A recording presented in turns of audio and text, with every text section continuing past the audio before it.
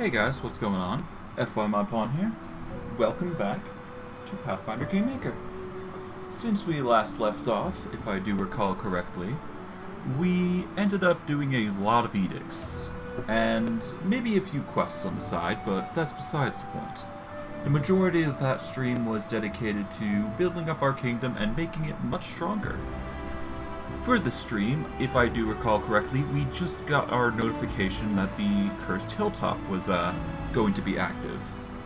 So, we're going to organize that, make sure we handle that in a timely fashion, and hopefully deal with the Tenebrous Depths today. So, without further ado, let's just get into things and see what happens, and probably get into more things. Now, I'm not 100% certain what's going on, per se, but we'll see what happens. Most likely what we're going to do is we're going to deal with the Bald Hilltop incident, and then we're going to immediately head out, I think. So let me just quickly look at our journal to see how far we're off for that, and then we'll go from there. At least that's the plan and the hope. The Ancient Curse Part 3. 86 days. Okay, we're not there yet, but this is probably the best time, if any, to accomplish the task that I have decided upon. But before we go, let's see if we can combine some items into some relics. Okay, we got Thorax pendants, tokens of the Dryad, Taldum warrior tags. The Cypress Queen. Alright. Such clean air. I feel as if I'm back in my home woods. I feel the wind touching my hair. The Storyteller takes a deep breath and laughs joyfully. Yes, now I recognize whom this once belonged. I hear laughter and the singing of the forest beast folk. Do you wish to learn the story of the Cypress Queen, Stephen Armstrong? Oh, that's interesting. It appears there's some new tags for stream elements. Nice. Alright, yeah, I'd like to learn the story of the Cypress Queen. Saddle horses neigh and stomp their hooves. They cannot wait to travel distant lands, searching for legendary treasures of an ancient empire. I could feel the bravery of the previous owner, how she dreamt of adventure and fame. Do you wish to know where her path led? I certainly do. Then listen, and I shall recount to you the story of the search for the Gemstone Cave. This is strange. I feel the traces of the rune magic of Thassalon. Heavy spells of Cyclopses, precise wizardry of Aslant, and a fresh wind of elven spells all combined together, though it's barely discernible underneath the mold of time. Who could have joined all these things? Their owner is shrouded in a thick darkness, blacker than the depths. Find all five, and then I hope the secret of their owner will be revealed to me. I would be happy to trade the whole set of items for their story. Can you hear it calling to us? Let us hurry. Alright, tell me about the story. I hear the noise of the capital. Merchants shouting, horse neighing, soldiers' armor clanking, but that is all from far away. From beyond the tall walls of the palace garden, the noise is barely audible through the lush vegetation. But here, in the cool stillness, I can hear two lovers whisper beneath the shadow of an ancient cyclops tree. I am not one of them. No, I am just a frail cypress twig. These two cannot be together. She's a queen, and he is her loyal knight. Perhaps too loyal. But their love could not be kept secret for long. The king ordered the knight to be executed, but the knight managed to slip away to the wilderness of the Nar Marshes in the Stolen Lands. He hid there, away from civilization, with only animals and birds to keep him company. to remember his lost home. He brought a cypress twig with him and planted it in front of his hut. The tree took root, and the knight spent long hours talking to the cypress, imagining it was his queen. And one day I answered. Since ancient times, these lands had been home to the Fae, so it's little surprise that a dryad would be born from within this tree. We became friends. He told me of his homeland and his beloved queen, and a merry life at court. The celebrities, the parades, the tournaments. I wanted so badly to see it all with my own eyes. Why couldn't you go to the city yourself? You know not? Dryads are bonded to their trees. We cannot stray far from them. And even if we could, our kind tends not to get favorable reactions from humans. They find us too strange, too alien. I doubt I would have been warmly received in the city. Did you fall in love? Of course not. The very thought is shameful. The knight remained faithful to his true love till the end of his days. As for me, well, I was born from the twig of a cypress under the night, and the queen's love story began. I like to think I was the child of their love, in a way. I never told them directly, but I've always considered Knight to be like a father to me. Okay, what happened next? So I decided I wanted to be queen myself. And why not? After all, the Green Mother gave me my fair share of beauty and magic, and the Knight taught me all about how to rule a country. Okay, the Green Mother is one of the eldest, a divine fae creature of tremendous power. Interesting. I organized a celebration. All the local fae were invited. I had no idea there were so many of my kin in the neighborhood. Everyone came. Shy nymphs, merry satyrs, with their reed pipes, tender nixies, leprechauns, with their fancy buckled hats and shiny boots. The celebration lasted 3 days, and my guests enjoyed it so much that every one of them proclaimed me the queen at the end. I wasn't establishing prisons, or taxes, or other nasty things common in human courts. But the social life of my court was vibrant enough to make any human monarch jealous. And what kind of functions did your fae court conduct? We did all kinds of amazing things. Sometimes I hosted dances that went on all night, or held tournaments in which satyrs would entertain the audience, kicking each other for the right to kiss me. There were even parades organized for the local animals. Just imagine, deers, boar, and bears, all marching in lines. Even those fae who initially didn't like the idea of a kingdom were happy with things. I think we may have been the only kingdom in the world without a single drop of blood spilled, built on the foundation of joy and happiness. So, your kingdom wasn't real, it was basically just a game? What an odd suggestion. How about your country? Is it real? Or could it just be a game with complicated rules and high stakes? Our kingdom was as real as we were. And then what? Life in the woods changed a lot over time, and the night changed too. After spending so much time around fae and meditating alone in nature, he became more religious and built a shrine to Rostil with his own hands. Rumors spread around the area that some hermits were spirits living in the swamps. Though, to be frank, there wasn't anything saintly about him as far as I could tell. But people started coming to meet him, and over time, a small village grew around the shrine, built by people in search of a new life. As word spread of our kingdom in the woods, some people were surprised, while some just smiled knowingly. After all, the idea of a kingdom was familiar to humans, so fae living in a kingdom made them seem less alien, less strange and scary. So we began living side by side in peace. Sometimes fae would visit humans just to share a cup of tea, and sometimes there were even unions that resulted in children. human children with some of the magic of Fae. Some of those children deserve their own legends, but those are other stories for another time. Human monarchs are quite different from their subjects. They have eyes everywhere. Their arms are long and their memories longer. As the village grew, news of the location of the disgraced knight made its way to the king.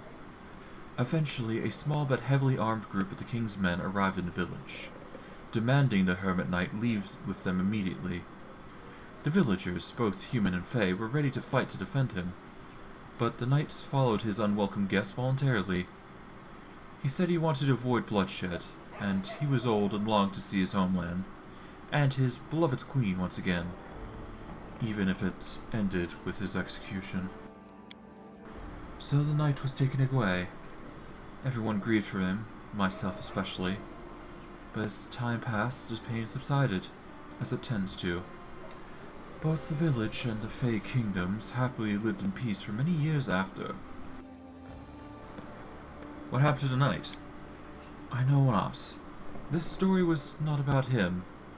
The Dryad never saw him again. Perhaps he slipped away from his guards and accomplished a slew of heroic deeds afterwards. Or perhaps his captors executed him on the first day, simply taking the king his head. Or maybe he died on the executioner's block, but in the city of his youth, gazing once more upon his queen, older now, but as beautiful as ever. Or maybe the city has changed beyond recognition, and his queen has died years ago, and he realized too late that his true home was a village built in the swamps. Or maybe the king saw that the pious old man standing before him shared nothing in common with the bold young upstart that had impinged his honor so long before, and thus pardoned him. Alas, alas, we have no way of knowing what really happened. Time spared not even the kingdom where this story started, so your guess here is as good as mine. What happened to the village and the kingdom after that? If your wonder is strong enough, you could visit the Gnarl Marshes yourself and ask the locals. I suspect someone there would know what happens next, but this story was about how the Fey Kingdom was established, and that story is over. Thank you for the story. Is there anything else before I go? Tell me about the Gemstone Cave. I hear hooves clattering, wheels creaking. I smell smoke of the campfires. Wind kisses my face gently, and rain washes it with tears from the sky. We're on a road, heading north. We're on our way from the no-man's land beyond the edge of the map, which promises a home to those who do not shy away from adventure. Those lands are where we will find our freedom and prosperity. I am Jaxine Tresterin, from the Tandak Plains, the heart of the great Taldan Empire. My family is old, but not rich. My inheritance as the youngest daughter bravely covered the horses' carts and supplies for this trip. But who cares? My real inheritance was a sharp mind and strong hands ready for work. My children will know riches that my ancestors could hardly dream of. Alright, so if you're wondering why I'm talking with that deep voice, I'm just following with the storyteller's voice more than anything. Just trying to focus on that aspect more than the voice of the girl. As per naturally, like he's telling the story, of course. 1,000 years ago, on the Emperor's order, the Fifth Army of Exploration mapped the region around the Great Sullen River. Endless miles of plains, hills, woods, and swamps. My ancestor served in this army, and his diary mentioned a particular cave with wonderful gemstones, floor to ceiling. The army turned back, leaving the gems unclaimed for centuries, but now they'll be mine. Onward. Why did the army leave the gems untouched? It's a real mystery. My ancestors spared no words describing the beauty and riches of this cave, even described how to find it, but he didn't explain why the army had left such treasure behind. Maybe that part of the diary is lost. Well, even more interesting then. Maybe we'll get to shed some light on this ancient mystery. What will you do when you find the mine? It's obvious. I'll claim the land where the cave is located as my own property and a part of the Taldan Empire. Then, if anyone tries to take it from me, they'll have to deal with not just me, but the Imperial Army as well. Why do you think the gems are still there 1,000 years later? Of course, so much time has passed. A lot could have changed, but there's still no big cities in those wildlands to this day. If someone were mining gemstones there, I think we would have heard about it by now. Go on. We reached the area described in my ancestor's diary. The locals from the tiny villages scattered in the area call this region the Camelands. It's a strange, eerie place. What we originally took for hills as we passed through turned out to be ancient mounds, where you might find the buried bones of unbelievably ancient creatures, older even than the Earthfall. That gemstone cave must have been around here somewhere. After a long and difficult search, fortune finally smiled upon us, albeit a wry, cunning smile. Among the hills we caught a bunch of kobolds all dressed up like nobles at some celebration. Their filthy, scaly bodies were decorated with shining gemstones, and their leader proudly wore an ancient Taldan knee pad on his head. Their interrogation didn't take long. After decapitating one of them, the others almost fell over themselves to tell us where they found their ornaments. The cave proved to be even more gorgeous than I had imagined, as I read in my ancestor's diary. It was a huge hall, shining with gems of all colors and hues. We didn't have any problem evicting the kobolds, once we killed half of their tribe. The other half just fled. Apparently, wanting the last word, an old kobold, their chieftain maybe, or shaman, shook his tiny fist at us and yelled a curse. I just laughed and threw a torch at him, and he disappeared. I had won. The gems of the 5th Army were mine. What exactly did the old kobold yell? He yelled that they would go, but that we would stay forever. What a curse. Oh no, I was already going to claim the lands anyways. Did you try exploring the mounds? We did. My best scout noticed an obviously artificial entrance into one of the mounds. He and a small team went to explore it. Several hours later, a dense smoke rushed out of the mound. It began to rumble, then exploded. All that remained was a smoldering crater. We didn't risk fooling around with any ancient legacies after that. And later. We had enough of our own trouble to worry about, after all. Go on. Inside, we found ancient grinders supporting the walls, and rusty tools scattered around. There were also graves, several of which had been opened by the kobolds, with pieces of ancient Taldan armor in them. It seems some ancient people had been mining the gems here after all. Unfortunately, we have no way to find out what happened to them. So I declared the mine my property, and we began our own work. A small town quickly grew up around the mine. First it was just locals, then people started traveling from afar. Miners, bards, brewers, priests, and of course, well, traders of all kinds. Taldor sent a squad of soldiers to guard the new Imperial mine, and trade routes as well. My land prospered. Too bad it didn't last long. It took us less than a year to discover what happened to the mine's previous owners, and why it had been abandoned. What did you do with the exhumed remains? We buried them honorably. They became the first residents of our new small cemetery, which we had expanded considerably not long after. Go on. Things were going great, but then the rumor of an epidemic started spreading through the town. I did my best to reassure the locals, though by that time I knew better than anyone that gray stains on the skin along with nosebleeds were essentially death sentences. The mine's previous owners didn't just leave, they died out from ash leprosy. We were infected when we explored the graves. The best clerics and healers our money could buy all said the same thing. The disease wasn't curable. I still hold hope that if I brought enough time we could find a cure, but news of the epidemic reached the Imperial Army. They were ordered to quarantine the entire area, and their guardians became our jailers overnight. The settlement was sealed off by a triple cordon of guards. We continued mining gemstones like before, but the traders took advantage of our situation and raised their prices.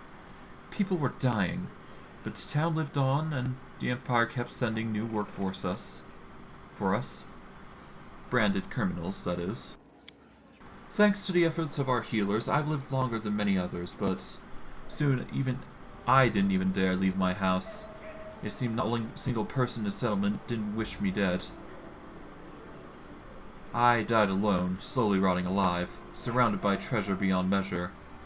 A leper queen of a doomed kingdom. My last thought was how funny the kobold curse had seemed, and how quickly it came true. Tell me more about this disease. Could it cause a new epidemic among my subjects? No, worry not. Ash leprosy may have been incurable in Jaxine's time, but the Taldans eradicated it completely centuries ago. Besides, it's impossible that any trace remains of the leprosarium that surrounded the mine not so long ago. What happened to the city after Jaxine died? The mine was inherited by her family. The colony of lepers continued mining gemstones for many years until the mine was depleted. Once the mine was done, the town slowly died out. Once the last leper had died, the Empire sent a group of clerics and wizards to site, and they used prayers and spells to reduce the infected town to safe ashes and collapsed the entrance to the depleted mine. 1,500 years have passed since then. No one even remembers the colony existed there anymore. As for the mine, it can probably still be found in the Kamalands, but there are no longer any treasures there to claim. Thanks for the story. Once I click it, that is. Whew. That is a lot of story talking, but hey. That was nice. Alright. Before we go, let's check our journal to see if we have any jobs we need to do. Errands are done. I'm probably going to have to talk with Varsak real quick. But after that, I think I can actually just go to... Yeah, I think I can actually go to the Tenebrous Depths. So let's grab our group. We'll go over to talk about that Oblivion weapon, whatever it is, and see what's what.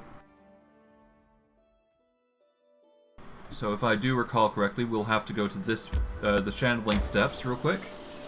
And from there, we can quickly go over to the Tenebrous Depths. Let's just avoid the travelers. Alright.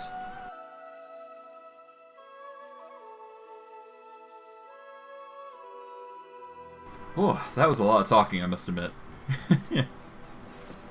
If I wasn't used to it, my throat might be a bit more sore. Greetings, patron. How can I serve you? Looking for a hatchet or a helmet?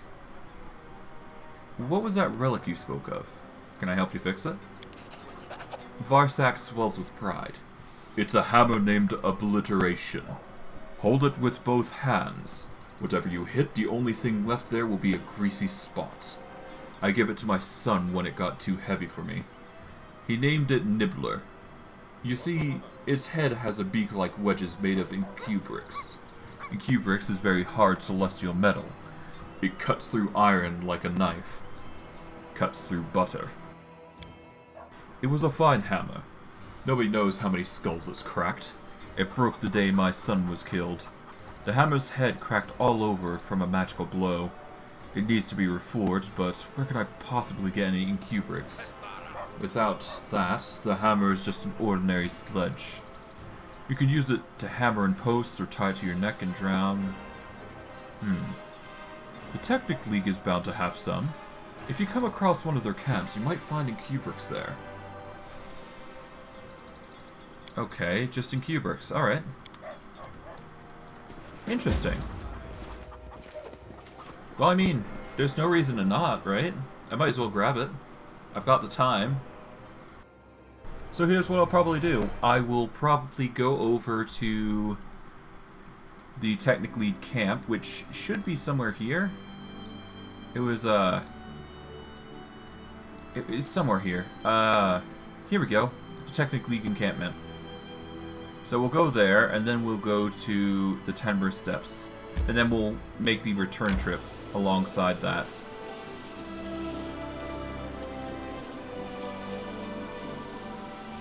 I guess while I'm at it, I can actually make a...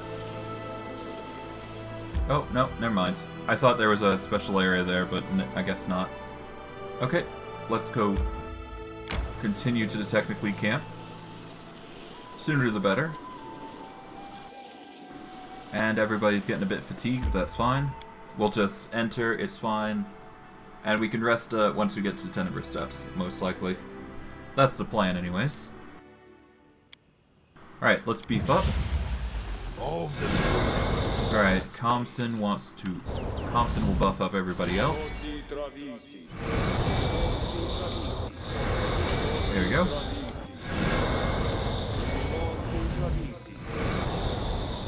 Protection from arrows communal. Feather step mass.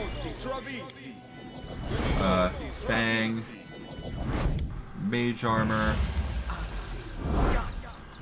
Alright. I am prepared. Ah, I brought Miri. Yeah. Hold on. I might actually have to load.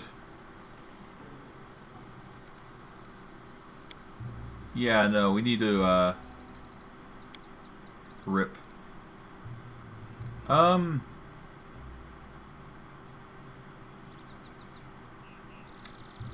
Nuts. Okay, let's load up the Shambling Steps.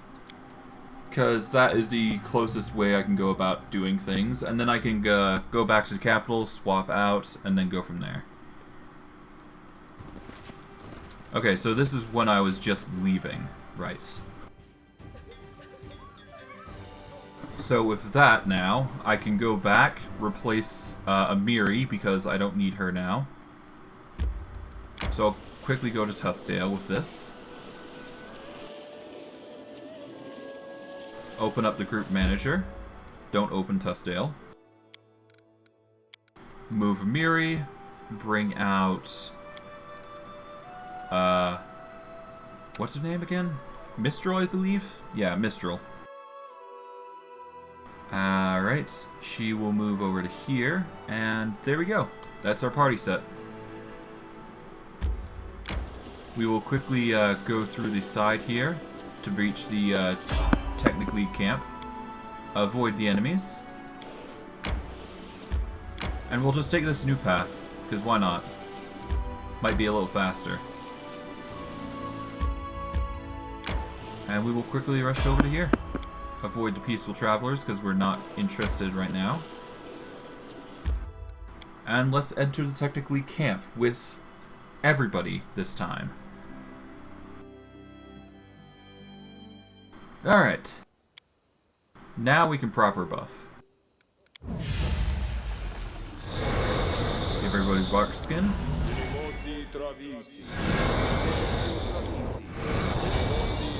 Like so.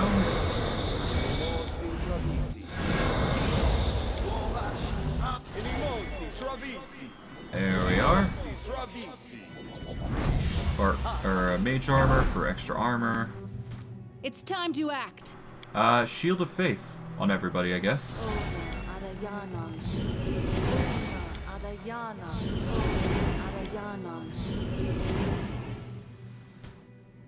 Okay, come on.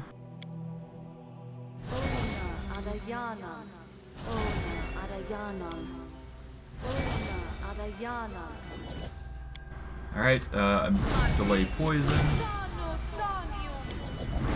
Alright, see invisibility. We should move. I think that should be enough. We don't need to fully My buff. skills Well, are absolute. yeah, we should be able to avoid using aid. And I don't think there's any spells I have to worry about currently. But I will use Good Hope I stand for the ready. circumstances. And I'll use Bless as well, just to add a little bit of extra benefit.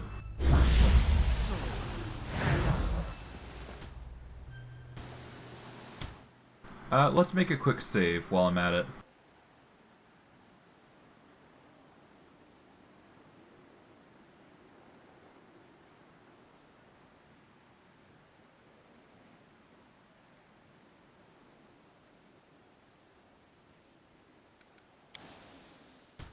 There we go. Done is done. And now we should be able to clear this area without too much hassle, to my knowledge.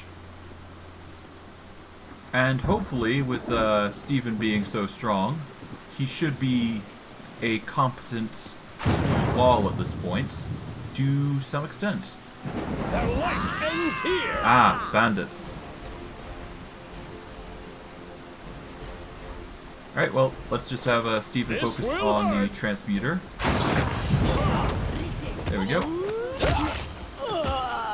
That should be fine, I do believe. Ah, pain for them.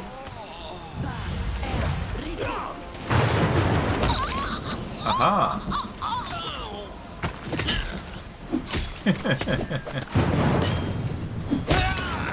Nice. And that's that. Can't say I'm a fan of the lightning though, must admit. But hey, whatever.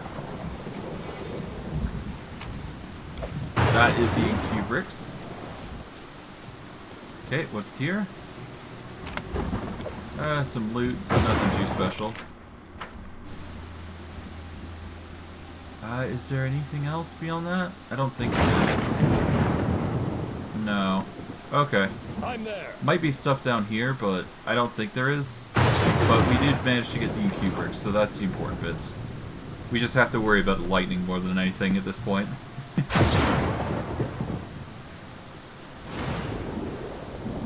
Anything down here? I would assume not. Because usually bandits aren't around here. Yeah. Alright. Well, the weather is cleared up, and we can dip now. So let's get going. We got what we came here for. That's the important bits. And we got some items for it, so it's not bad. Alright.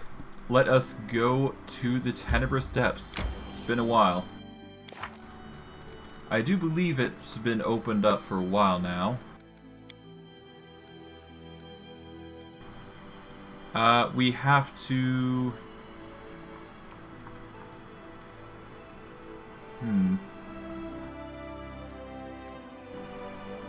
I do believe it was opened up for us, so...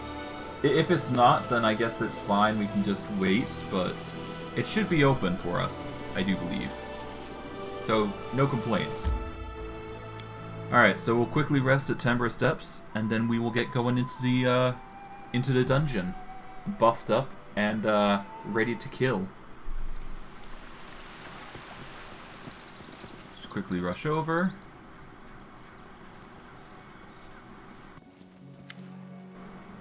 Alright, need supplies. Let's see what you got.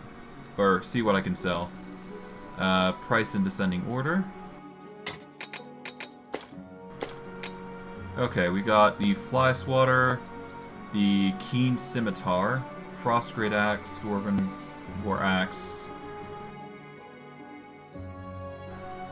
Nothing too fantastic, I do believe. We can sell the Banded Mail, Mithril Chain Shirts. If somebody... I guess we could give that to Sundowner, but I think he's already rocking something significant, so we'll leave that for now.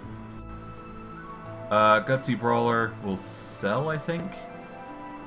As much as I like the immunity to fear and DR1 magic, it's not something I don't think we need to wear. Because we already get immunity to, well, we get resistance to fear, basically. So that's fine. Cloak of Shadows we keep. +2 headband we sell, as well as the other +2 gear.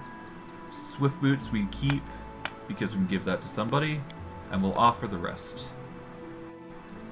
And I think that's it.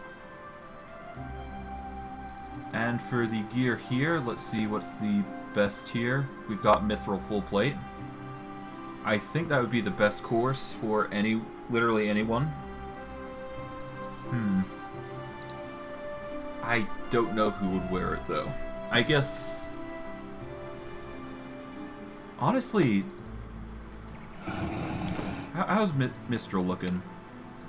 Dex 12, but then she's fatigued, that is. I mean, she might make it work with a mithril full plate, but at the same time, probably not. I say we leave it for now.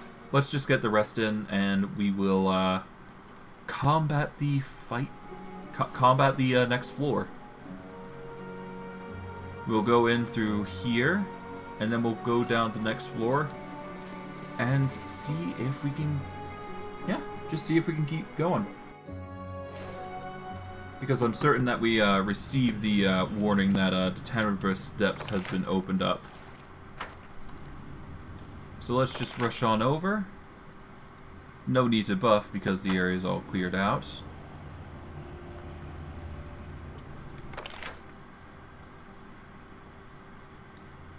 Yeah. Some slow-footed people, but hey, that's fine. Kinda used to it. Alright. With that, we are good to go.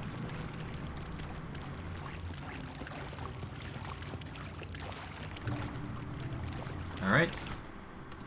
Before we go any further, let's see what gear we can potentially use, if any. We got a few movement speed buffers, if we want to use them, that is. I think the biggest one we're going to want is Mistral getting some more speed. So yeah, let's just do that. Alright, let's go. To the next floor of the Tenebrous Depths.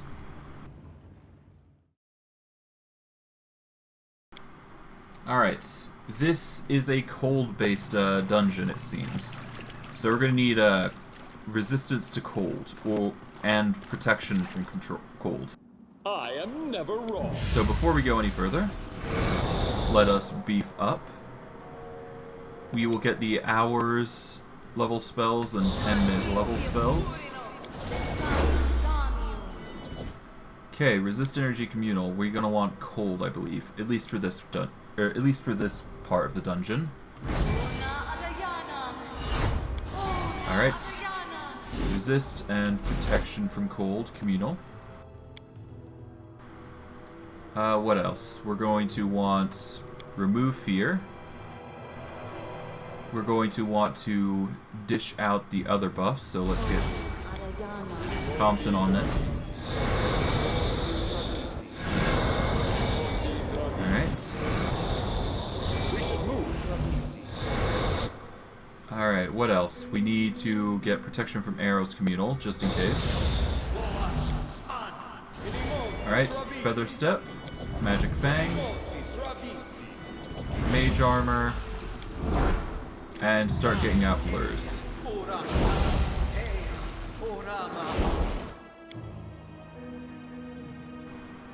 Okay.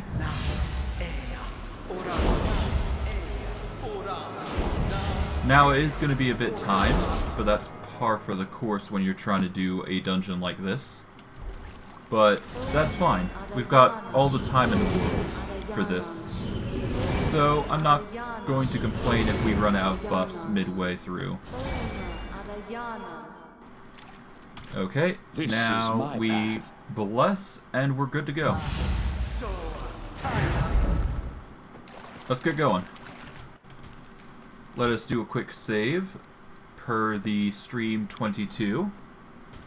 And let's get going. You shall have the test of my abilities. Alright, time to take him out. My masterpiece. Haha. We should probably get the wolf going. Alright, the wolf will distract the other side 3 here. Thompson here will... Oh, never mind. Everybody's just swamping them, like, instantly. Well, all the better. I'd rather everybody take him out than make it... Oh. Disarm that. Alright. Check this place out first, I guess.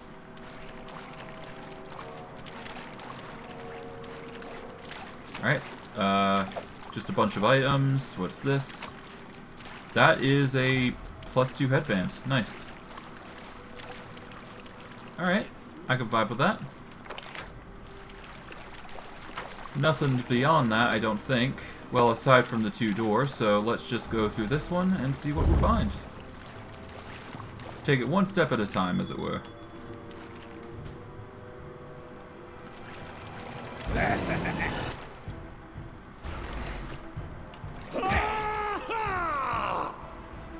Okay. We're gonna want... Alright, so the wolf will take the brunt.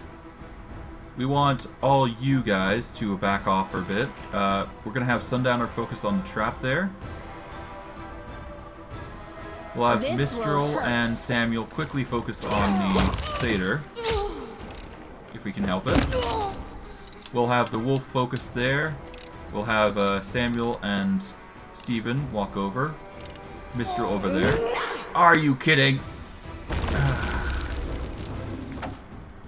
You should have Great. run.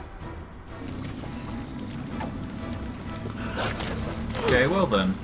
I had originally planned not for that to happen, but I guess fate has different plans. Oh well, at least the, it was easy to get... No. Do not go back into the trap. Thompson, I suggest you do the same.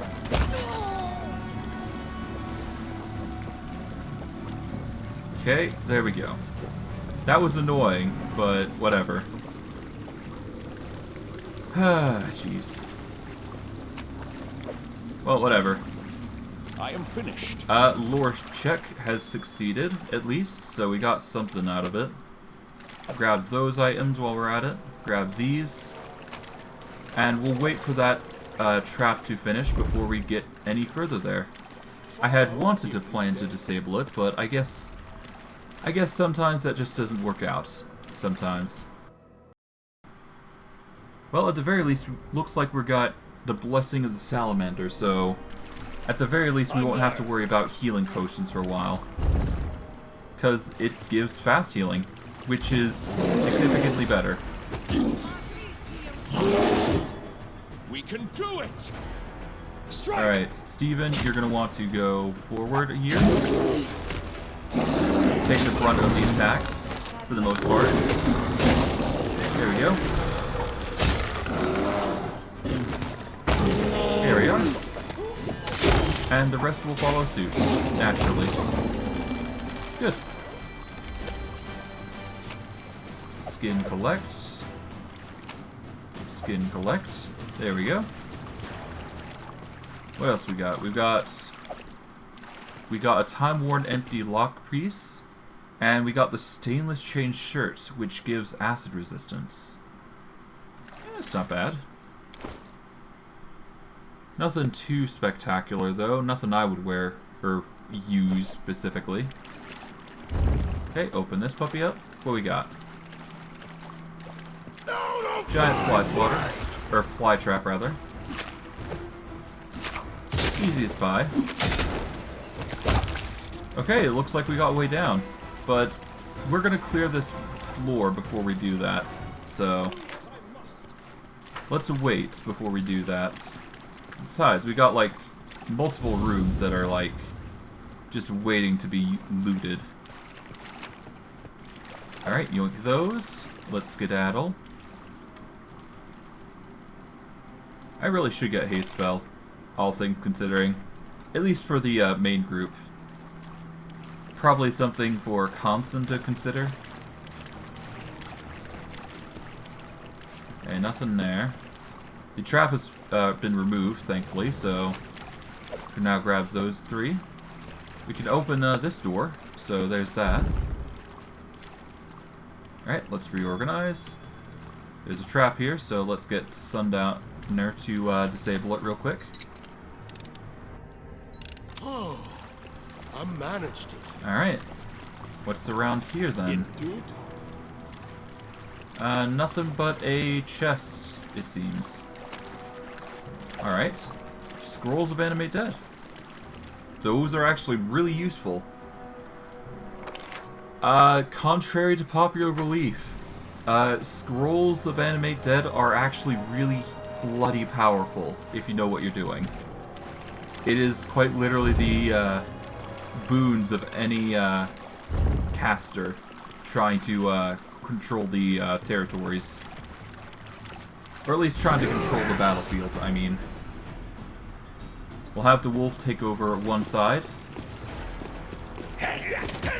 And Stephen shall take the rest.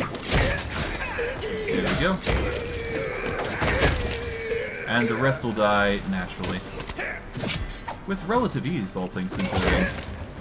In fact, quite easier than I anticipated. Alright, collect those, collect these. I'm always ready. Alright. Follow if you dare. And that just leaves this chest, and then we can dip, I believe.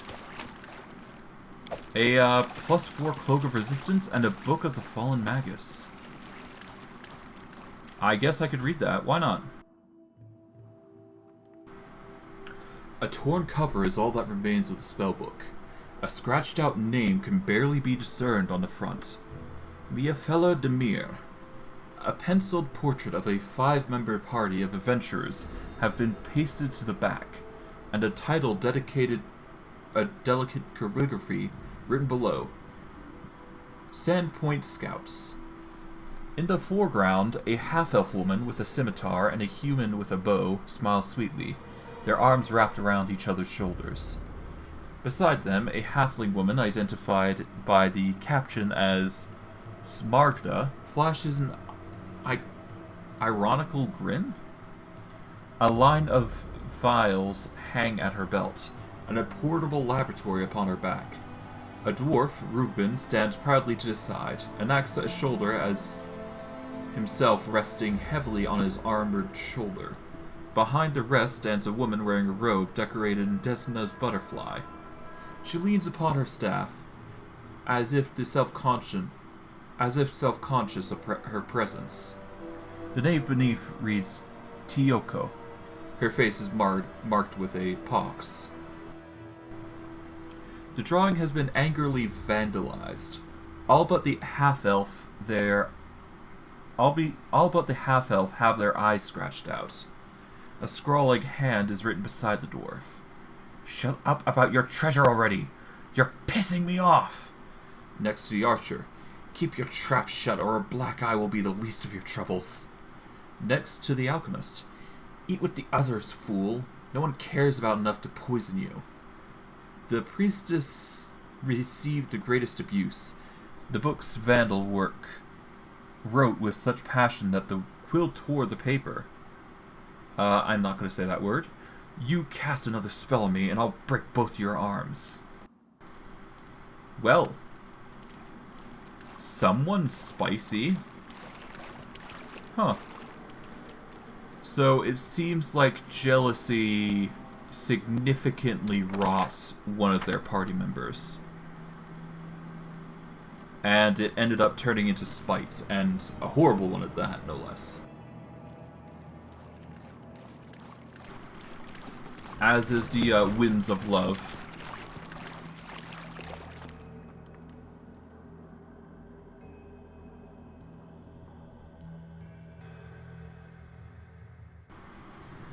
Alright, we are now at the next stage of the floors.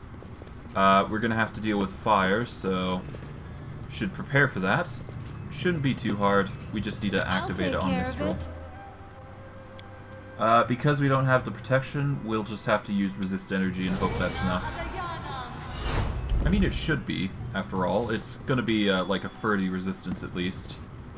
So it's not gonna be completely bad. Regardless of the circumstances, we should be fine. Because we do have the buff still, at least for 40 seconds, to handle this sort of stuff. With relative ease, no less. Alright, let's just take them out and we should be good. Haha.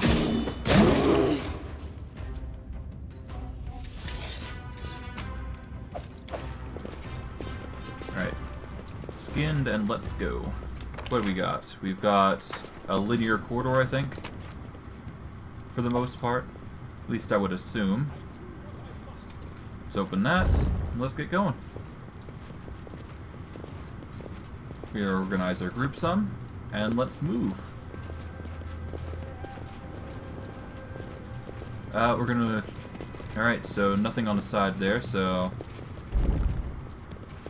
Let's organize, and let's go. Okay, we're gonna want to get Stephen Armstrong on that side. There we go. Done is done.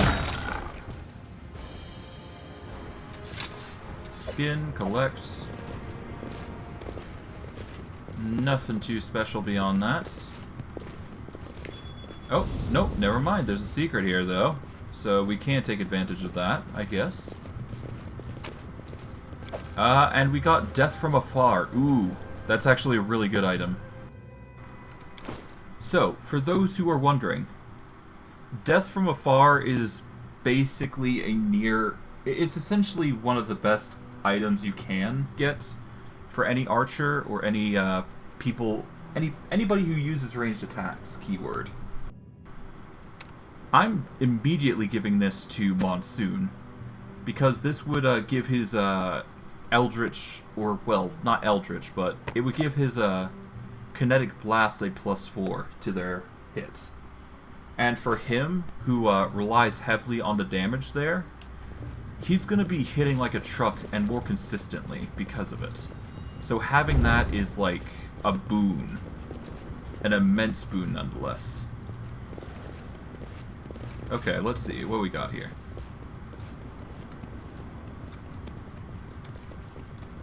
Alright. Check that out. Alright, we'll quickly disarm this. Alright. Are you kidding? I can't believe that happened. At least we're immune to poison, to some extent. Alright, Blaze of Armor +2, that's fine. Stainless chain shirts, right. I mean, it's adamantine, so it would give DR1. Yeah, but it's only a +1 DR. Let's see. The Vest of 100 Pockets is basically the same thing, so... I'll leave it be for now. There's no need for now. Besides, this armor actually doesn't cover the full dex bonus anyways, which is shocking. Well, not as shocking, but it's interesting more than anything.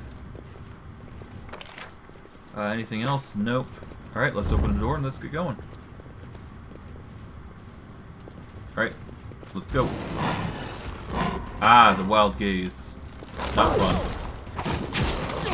Oh! Well, that was shocking. That was instant. Absolutely instant, no less. Jesus. Alright, well, I guess death. Then again, I guess nobody expects to slay living, do they? Neither do I. Well, not in this circumstance anyways. Weapons, spells, poisons. The art of killing is so Alright, lost these days. fire. A shame one life is not enough to master them. Alright, disarm the trap. And let's move with gusto and haste this time.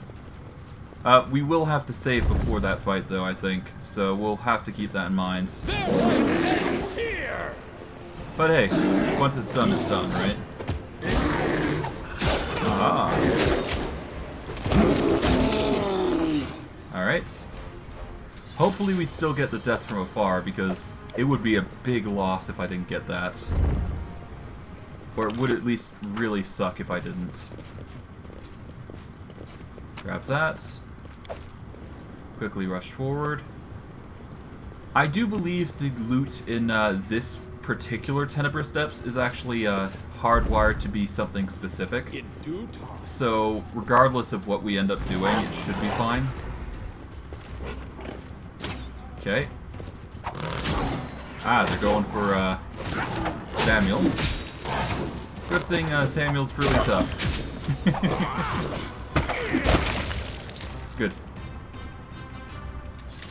Alright, grab this. Skin. Alright, up here. Open it up. Alright, now we've got Death from Afar once again. What we're probably going to have to do is we're going to have to use extended range on one of the individuals there to get the hit off. That is the hope anyways. Let's give Steven the +4 cloak. And who should I give the Cloak of Winter Veil to? I guess Monsoon. Might as well. Alright, let's get going. Open that up. So I'll go up here. And let's properly disable the trap. Alright. Grab the loots here. Because why not? This is like a +2 set of bracers, which is not something we're going to use. I managed it. Alright. Let's open this door. Reorganize. Do a quick save. And let's get ready for the big hit. We're going to want the bowling infusion because Monsoon's quite literally built for that. I do what I must. Okay. We are going to make it the extended range one. So we will be using a 3. We'll be using 3 of our burn here, but that's fine. This will be the initial engagement, essentially.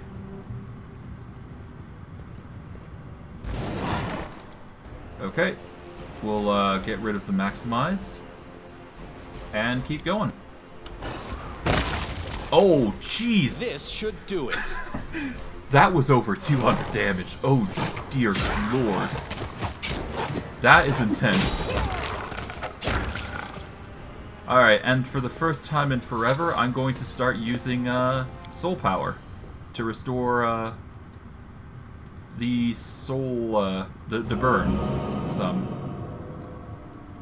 Okay, it seems like I've reduced it some, but nothing too amazing. But hey, better we get rid of the Wild Hunt Archer immediately than deal with it later. Okay, well with that, what is the next protection? We've managed to get... the blessing grants you a sacred bonus to armor class. The bonus value depends on the dungeon's level. Oh. Interesting. I guess it would mean it's +2? No, it's +3. Okay, interesting. I'm off.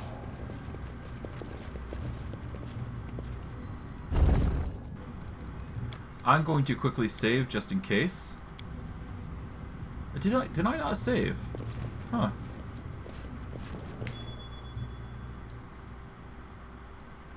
Alright, before we do engage this, let us get Sundowner to sneak in. So that way we can disarm that trap. At least.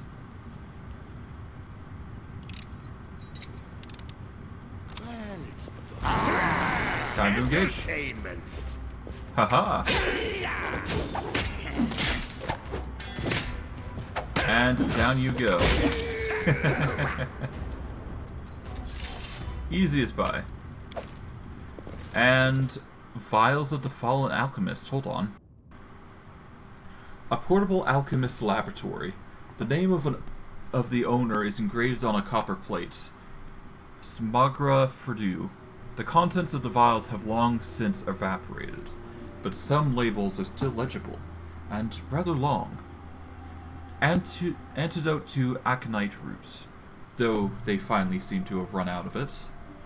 Antidote to black lotus extract. Yesterday they tried to pull some in my bowl. Where could they have gotten it from? Antidote to Barbazu Mucus Consecrate. Praise Desna that Barbazu do not live here, but Leofella have become so enraged that I wouldn't be surprised if she turns to one of them herself. A concentrated one.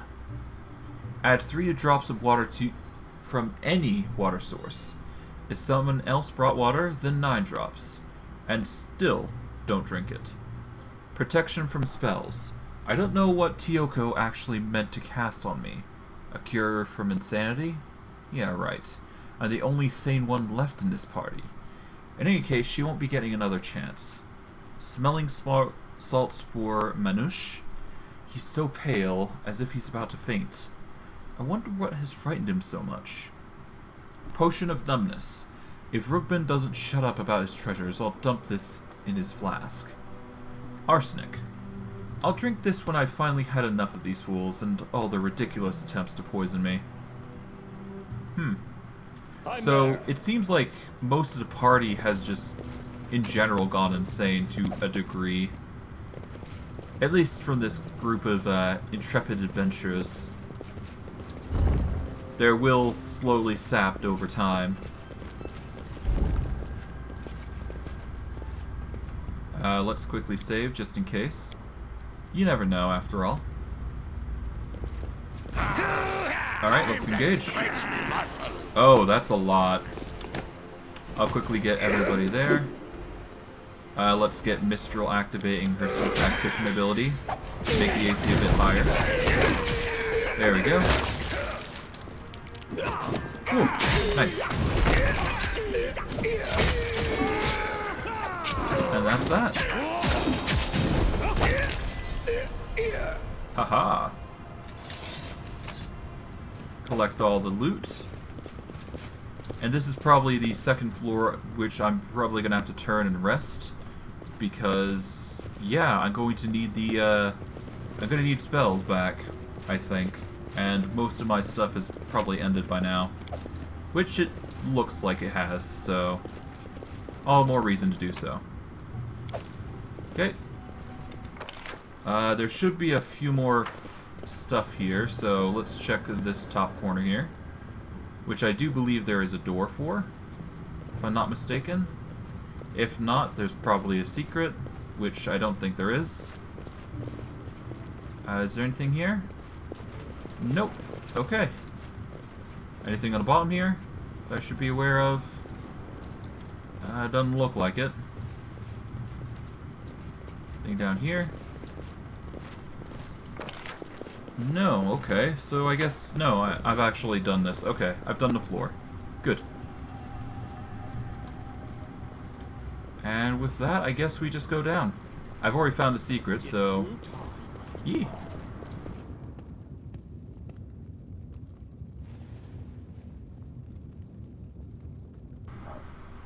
Okay. With this then, we are now on the next floor, which appears to be a cold or acid one. I'm not sure about the water ones, but I assume it's cold. So, I just assume at that point, right? It's not the best thing I should do, but it's whatever. Regardless, we've done what we can with our current buffs. We're probably just going to rest it out, and we should be good. We'll just give a quick sell to the honest man. Well, actually, no. I'm actually going to sell over to the dragon. Might as well, right?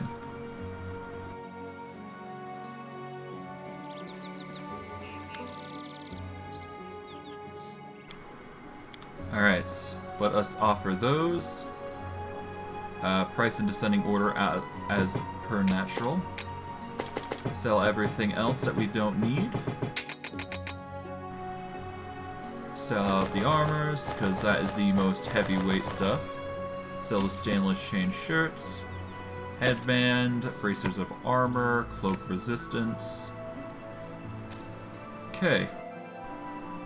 Before I do any sells, I should probably check to see if anybody can wield that corrosive weapon, which I don't think we can. So, It's an L on that.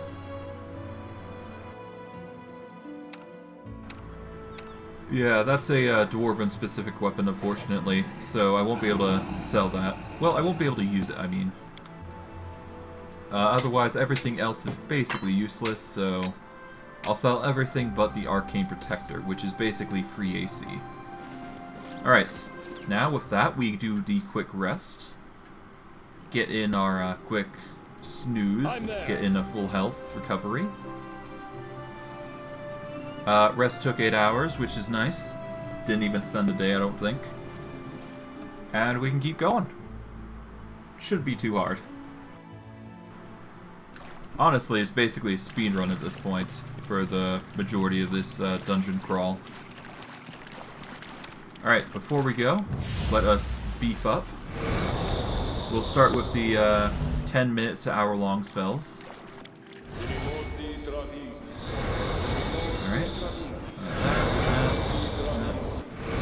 That's mage armor. Protection from arrows to communal is an hour. Feather step mass, 10 minutes level. Magic fang greater. Alright, that should be it for now. We are going to want delayed poison communal, which is an hour. We're going to want see invisibility communal. Before I do continue, I'd like to equip the... What is it? The... Lesser Extend? Here we go. Take that off. Price in descending order, naturally. Alright, we're going to want the Extend Metamagic on Mistral, because she uses spells that do require it, I do believe. We're gonna have the Empower actually... Actually, it doesn't really matter who has the Empower. Oh well, it doesn't matter, ultimately, in the end.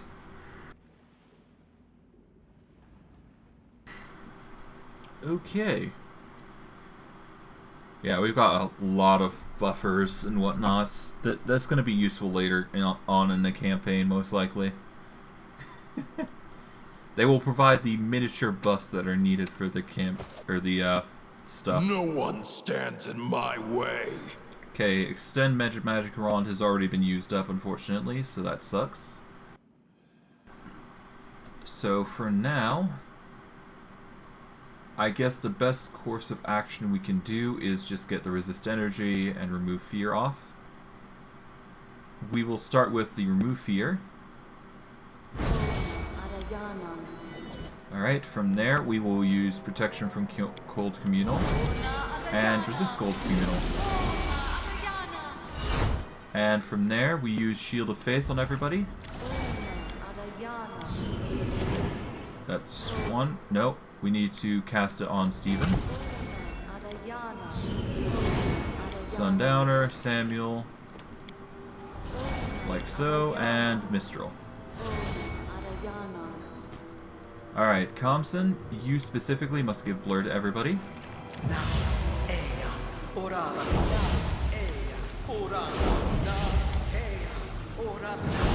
And finally, Mistral. And let's give a quick bless. Do a quick save. And that's all the buffs we can presently put on ourselves for now. Except for Good Hope, which we will do right now. And let's go. Do a quick save as well, just so we have it lapped. And let's get going. I do what I must. I do believe cold is what we need. Alright, let's just hope that's... I was right in that. At the very least, the misses are going to be nice. Okay, wait for combat to finish. Skin, collect. From here, we can grab the loot here. Oh. A time-worn pinch of Cyclops Franksy.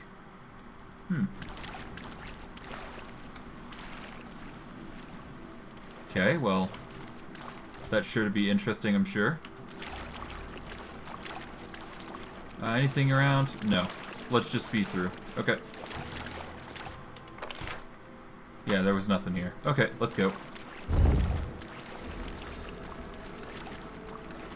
Ah! Now for you. Ooh, this is gonna get interesting. So, yeah, this individual is actually... It's hard. It's better to just show you than explain.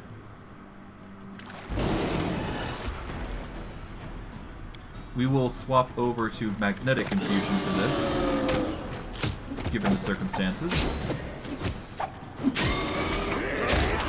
Oh, never mind. It didn't need to be done to begin with. Okay, so to give you a rough idea, that worm actually swallows you whole if you're not careful. And if it does happen, you're basically stuck in its stomach. Basically losing out on one of your character's actions for that fight. Which kinda sucks. It's basically a really annoying way to deal with an... it's basically very annoying, to sum it up.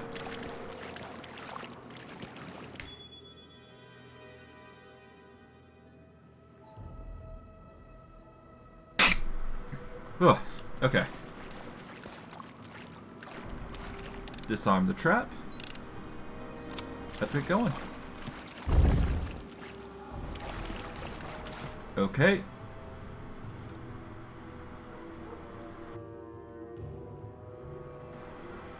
We'll get Stephen Armstrong to take the lead for the most part. This will hurt! There we go.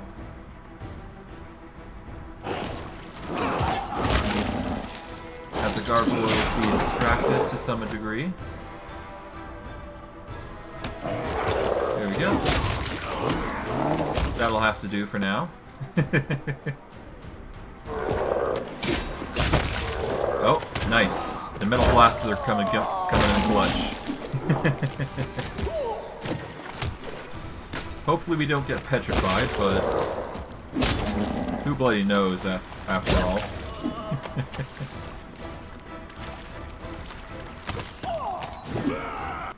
I don't know why it just starts slowing down, but it's really weird. I don't know. Whatever. As long as it's sorted, it's done.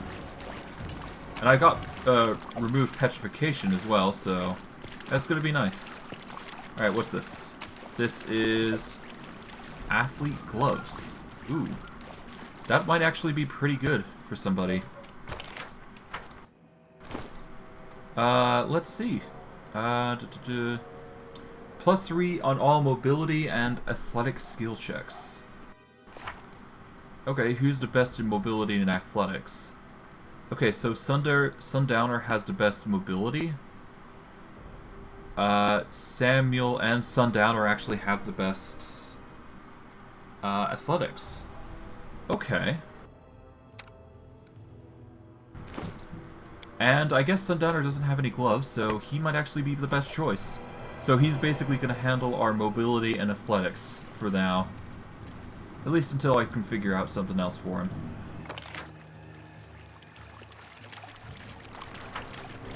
Alrighty then. Okay. I'm going to take a few minutes break. I just want to check up on things, life stuff, that sort of thing. So I'm going to take a quick break, and I will reconvene with you guys shortly. So, yeah. We'll get to exploring this a bit further in a bit. Shouldn't take 1 to 2 minutes, so I apologize.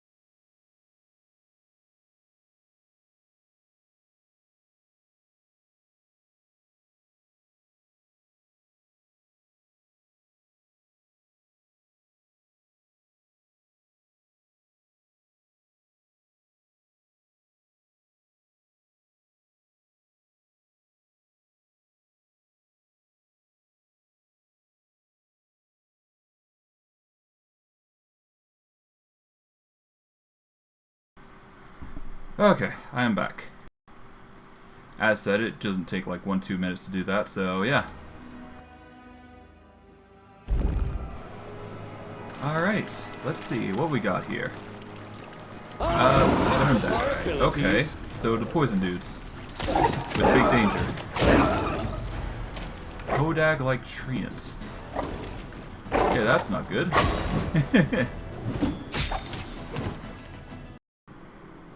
Hopefully it's nothing too dangerous, but we'll see, I guess. Won't we? Yeah. Not that bad. All things considering. Going to that. What else we got? Nothing too crazy. Alright, what about this corridor here? Anything? Nope. Nothing too special. Okay. Except for the trap, of course. Yeah. I'm there. Am I sure there's nothing? I would assume I'm fine, but it never hurts to double check. Yeah, no, I'm fine. Okay. Let's just rush it over here then. Follow and keep going. Alright. Open this. Move up. Alright, what else we got here? We have... Oh, wait, hold on.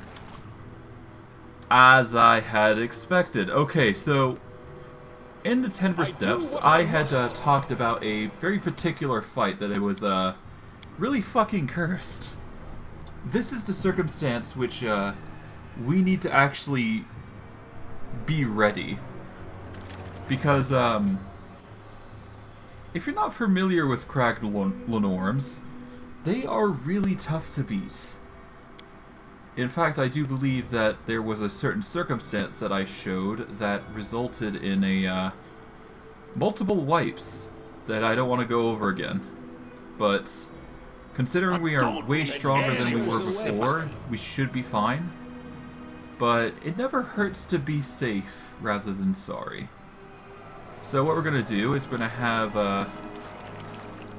Monsoon come up. We are going to activate the maximized metakinesis. And we're going to throw down an extended range ability. Much like we did before. And we're going to get ready with the Crushing Despair, essentially. When we get to it, anyways. I'll take care of it. Alright. It has been attacked, and hopefully... Yeah, thankfully we saved, so we should be fine in that front. We will take off Maximize now. Okay. And that should be enough to take him out, I hope. Or at least it should be enough to do significant harm. Okay, 96. That's basically a significant sum of its health been sorted, which is good. We're going to quickly activate Crushing Despair. Oh no, wait. I'm gonna need fire, so get the fire resist out. Ah, yeah, that's a downer. Pain. Alright, let's take him out. Come on.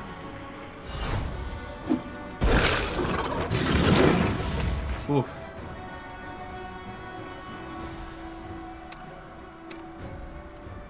Actually, while I'm here, I could actually quickly... I've got potions, don't I? I do believe I do, yep. Let us equip a Cure Serious on Monsoon. And we'll quickly give him the... Give it to Compson for a quick heal. There we go. Let us quickly activate the resist there. Switch Tactician just in case. We need to get rid of the Boom Sayer at some point, but that's fine for now. This will hurt. Okay, let's just hope this damage is enough.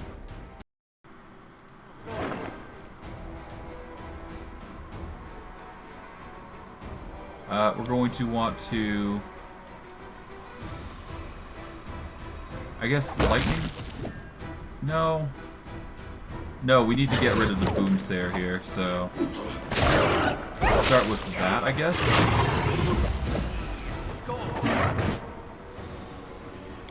Alright, boomsayer. We're going to want to focus lightning here. Like so.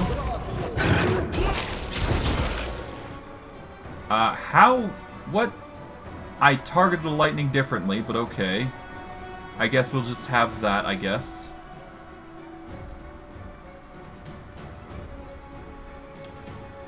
Okay, we're going to want to target you instead, so we'll start with you.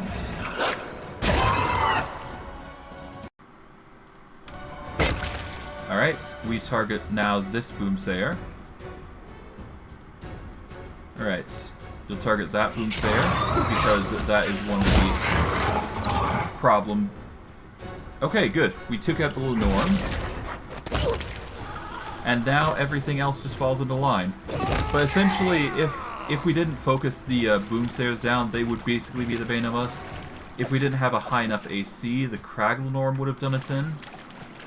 And just to say, this isn't even the full fight. We still got one other one that we have to do, and it's a special boss fight, specifically. So if you don't prepare, you're basically done in. Quite significantly so. It's one of those, like, special fights that you can't handle unless you know what you're doing, essentially. And I do believe it's right here.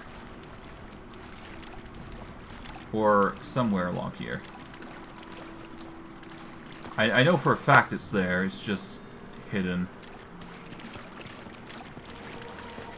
It's here, I know it is.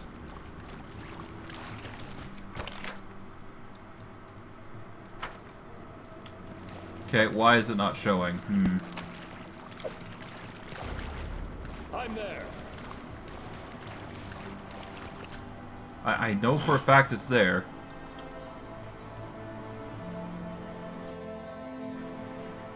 Ah, jeez. Okay, well, I guess we're not finding it this time around.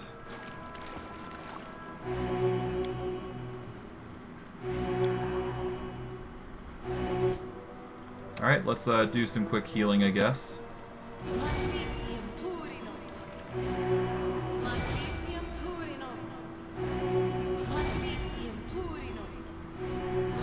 Quickly pop up some healing. I am never wrong. Here we go. But yeah, no, there's a fight there, essentially behind that wall. I know that for a fact. It's just, I guess, I don't have enough perception to see it just yet.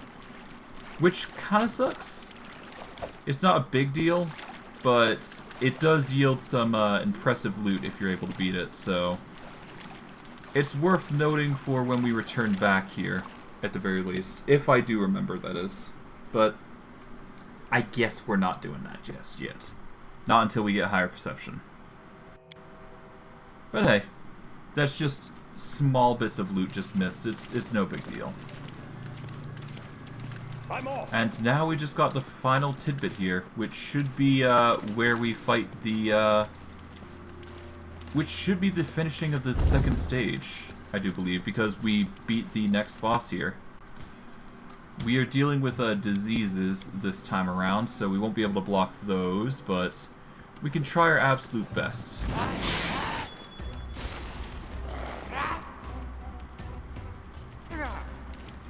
Alright, we'll have Steven take the brunt here, for the most part. We'll have Mistral activate Swift Tactician, so the flanking to hit is not that bad. But I hold no perfection with this.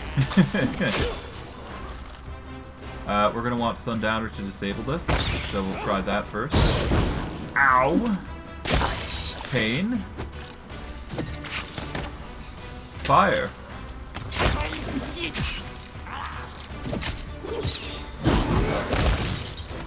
The pain of fire. Out of my way! Okay, yeah, no, that's a lot of lag.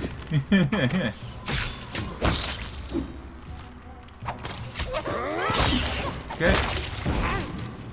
The pain of fire.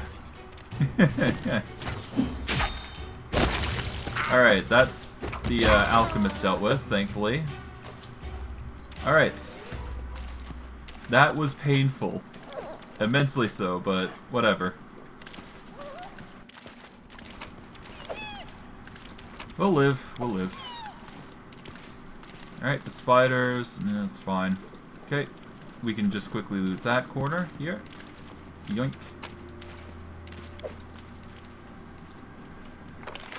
Is there anything in this corner here? No. Okay. In that case, we can move on. Mistral has no spells, unfortunately, so there is that. This is my path. Comson, shouldn't you have cures? You should have Cure Light Wounds set up already.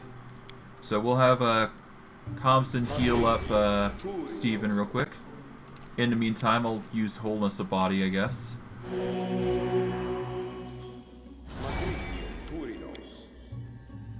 I'll make my There we own go. legend. And he should be good, healthy. I'll just quickly speed things up because the game likes doing weird stuff. What's going on?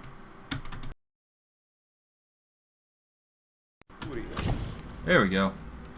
The game was getting weird for some reason. I don't know.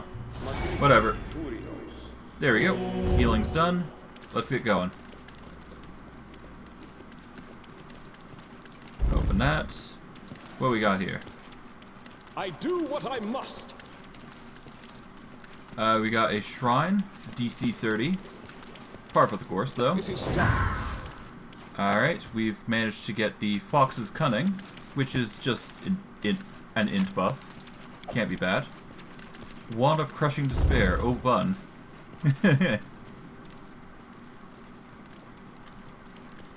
Open this. Follow if you dare. Do a quick save, just to be safe.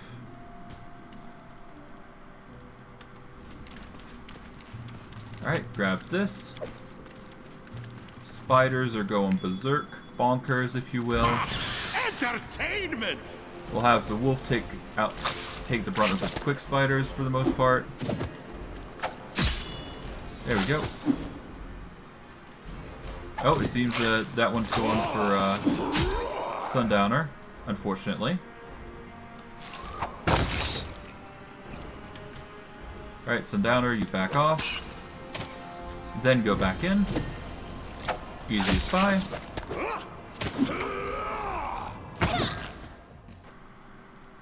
Just refresh. There we go. Done. And we grab the loot now. Letter of the Fallen Ranger.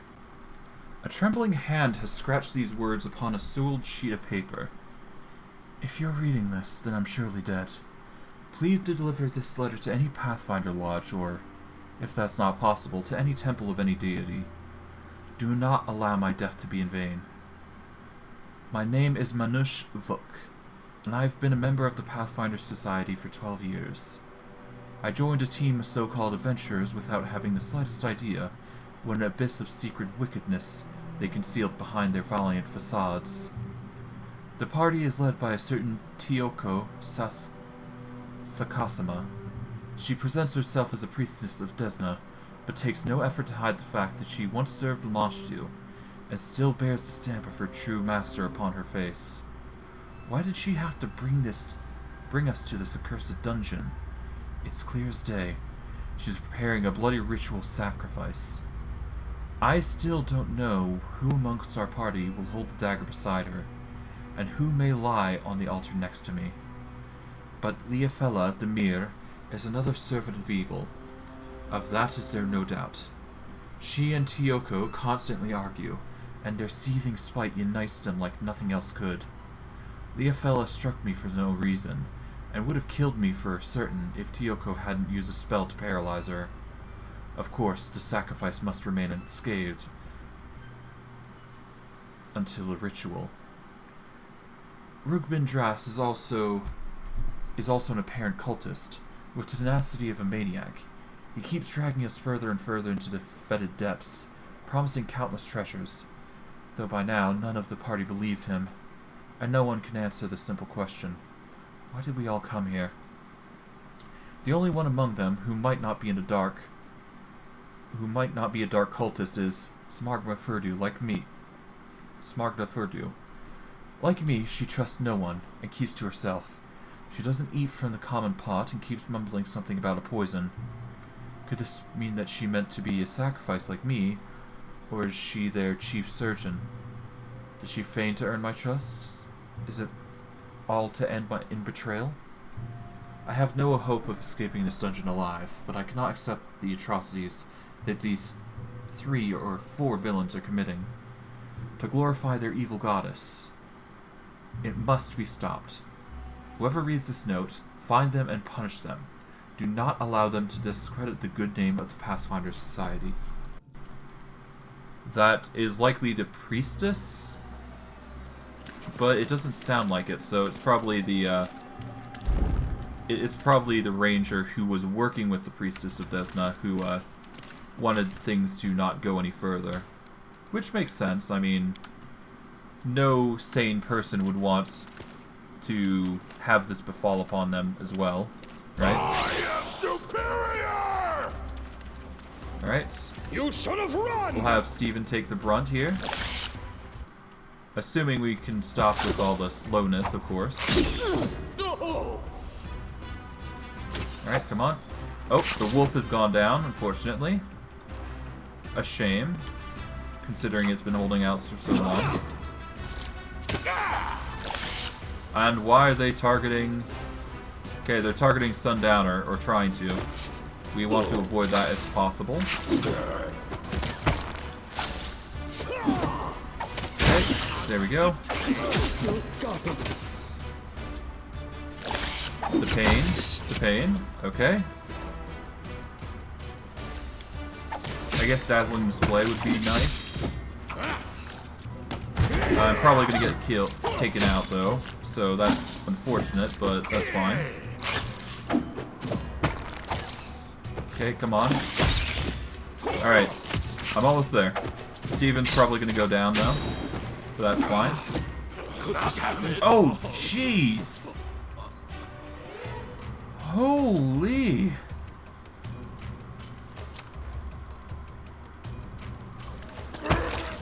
Good gravy, that was painful.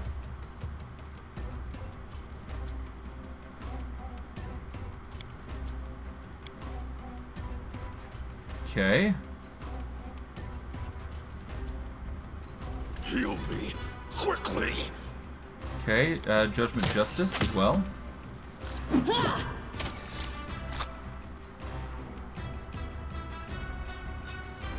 My goodness, that is a lot of swarm spiders. I still got it. How Oh, could this happen? good gravy. Oh, that is a big fight. Okay, I'm glad I saved, but good gravy, that's a lot. I might have to, consider, some quick healing at this rate. Okay, so let's get some healing in first, before we, continue on. Alright, price in descending order, I guess. We'll start with Cure Lights if we have them. Just mainly in potions, it seems, which is fine. Okay. We will heal up Mistral, I guess. Next. Nope, just heal them. 2, 1, 0. Okay. We have Scrolls of Cure Moderate, so we're gonna equip those and give those to our wolf. And we'll do so right now, actually. Alright. Yes.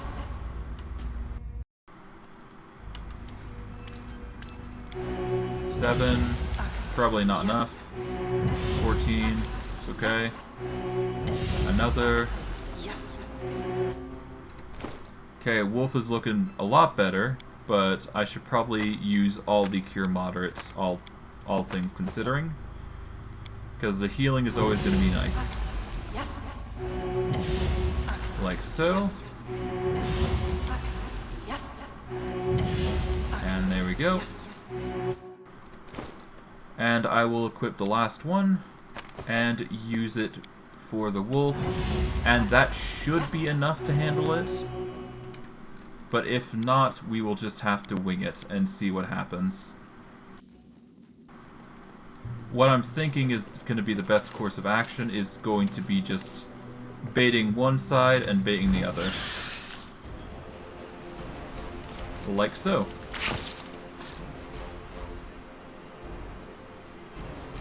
Okay, the Primal Spider Matriarch is probably going to be the key issue here. Out of my way! Alright. We do have fire protection, don't we? Yeah, we've got... It's a maximum of 30 at level 11. Sadly, we are currently at level 10, and Mistral doesn't have that, so that is unfortunate, but I think considering the circumstances, we're going to need to use the fireballs regardless, so let us just equip all of them and get to work with Comson. Just throwing out fireballs and fireballs of damage. We will focus solely on the purpose of detonating as much as we can. Like so. Alright, can we get them here? No. We want to avoid hitting as many people as possible, so. Oh. Sundowner is being focused again, which is annoying. I wanted to use the fireball, preferably, thank you.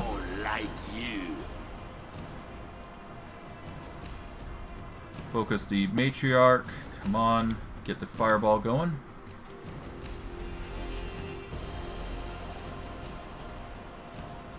Like so. Hey, that cleared out most of them. Nice.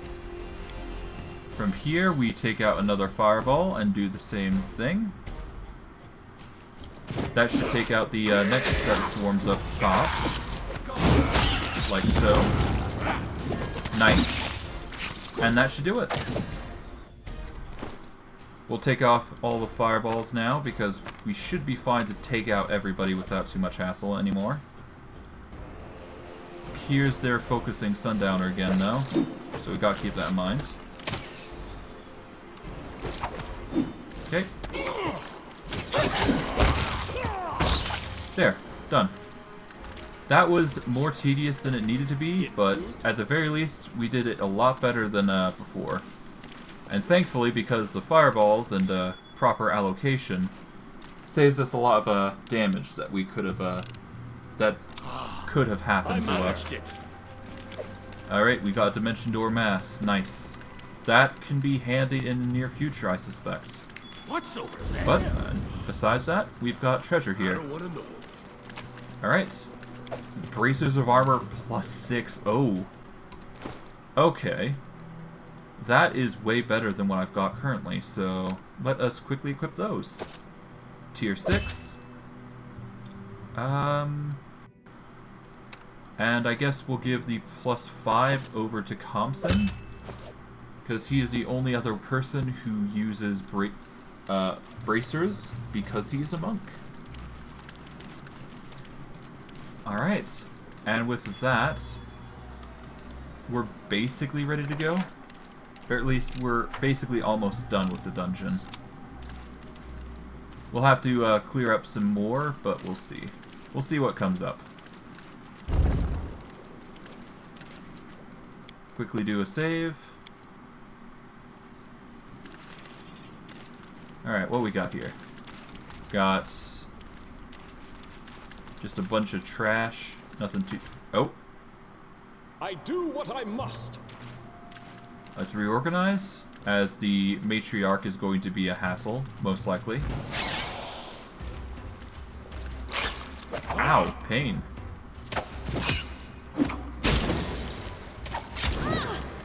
Haha. Now you can't deal with me. And thankfully, because Monsoon is just that powerful, he's an insta-kill. Okay, this should be the final room, I believe, if I'm not mistaken. Yep, the goblins are here. Lamashtu is probably soon to follow. I'm always ready. Okay.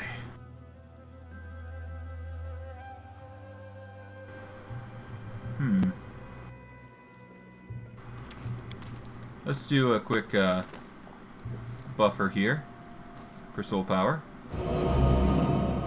And while I'm here, I could actually probably just dismantle a few others while I'm here.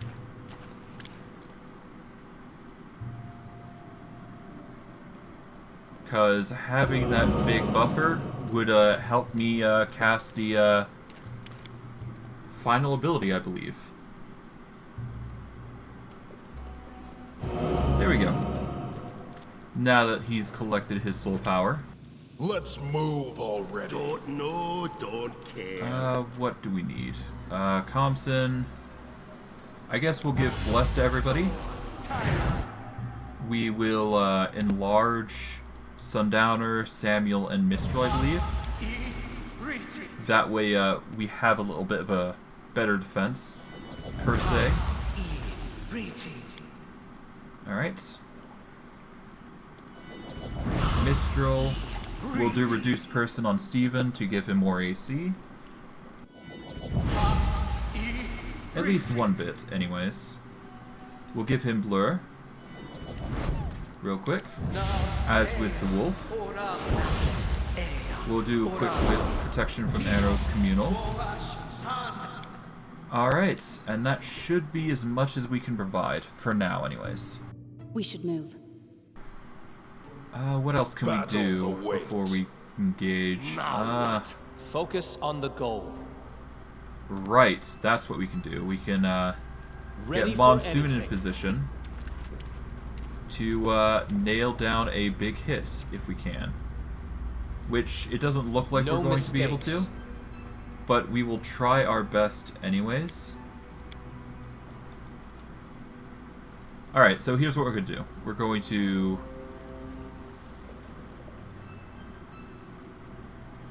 Alright, well, let's just save and see what happens. I think that's for the best. We should move. We'll go with Stephen Armstrong first, as per naturally. Before we do, I'd like for Sundowner to go stealth real quick and disable the trap. And maybe actually I could use him to spot out... Yep. Bingo, the Fallen Priestess. I can use that as a chance to, Oops. Well. It's a shame, but I guess we got targeted. It's fine. We'll just focus the Fallen Priestess. Well, it's done now. Move Sundowner back. Let Steven take the brunt, basically.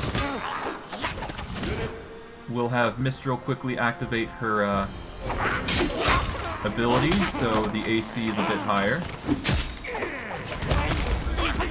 Aura of Madness has been activated, unfortunately, and the Pit is going to start activating. And he's going to activate on Samuel, so we want to move that there. Out of my way!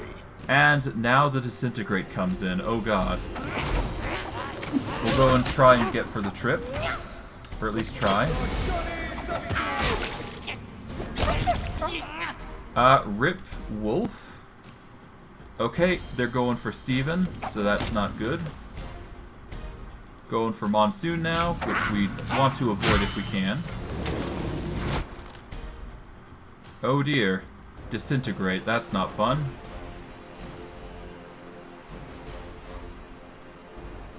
This could get really ugly, actually. You should have run!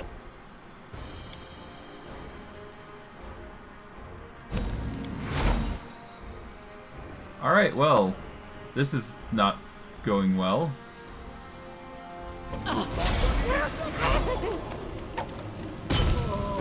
Rip.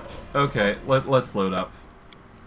I'm not sure what happened. I guess the stealth got ruined a little bit.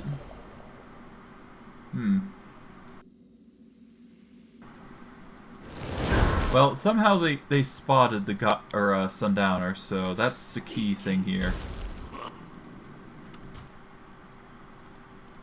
Okay. Creep along. We want to creep over to the corner here if we can.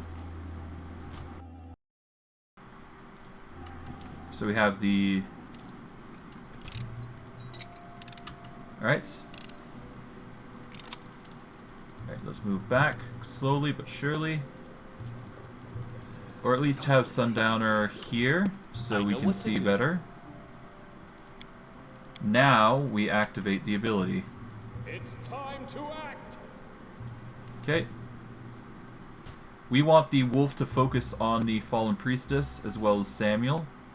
Because the sooner they deal with the Fallen Priestess, the better, I believe. While this is happening, we'll activate this ability here prematurely. Alright. And the missile happens. Alright.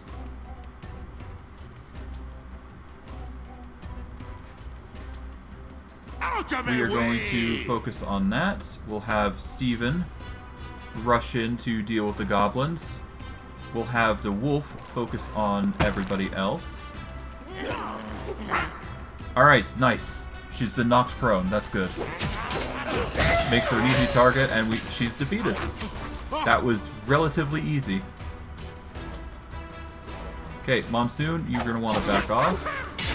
We will take off your Maximize for this circumstance. Okay.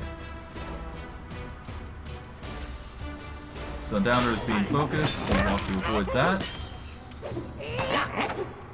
Heal me quickly. Oh, Samuel is being taken via the brunt. Okay, we want him to run off. Get some distance. Alright. Nice, nice. Everybody's doing their part. Nice. Okay. This should be the best circumstance here. Oh, Samuel's being focused. He's probably going to go down, but we'll just have him back off. It's fine. Done. Haha. There we go. And that's the fight. You have to focus her down, otherwise she just makes things a lot harder for you, I find. So, yeah. We've beaten her. We've gotten the Judgmental Gaze as our reward. And I do believe the floor has been blocked. A Shroud of Swirling Darkness blocks the path? Yep. Before we do continue on, we now have the Judgmental's Gaze, which is quite literally an Inquisitor gear. So, it's a choice between the Trailblazer's Helm or the Judgmental Gaze. But it would allow me to use my Judgment class ability, an additional dime a day. Considering I use Swift Tactician more, I'm just not going to wear it. Although it is a +4 item, so it's not that bad. At the very least, it will help Wisdom for somebody else, I'm sure.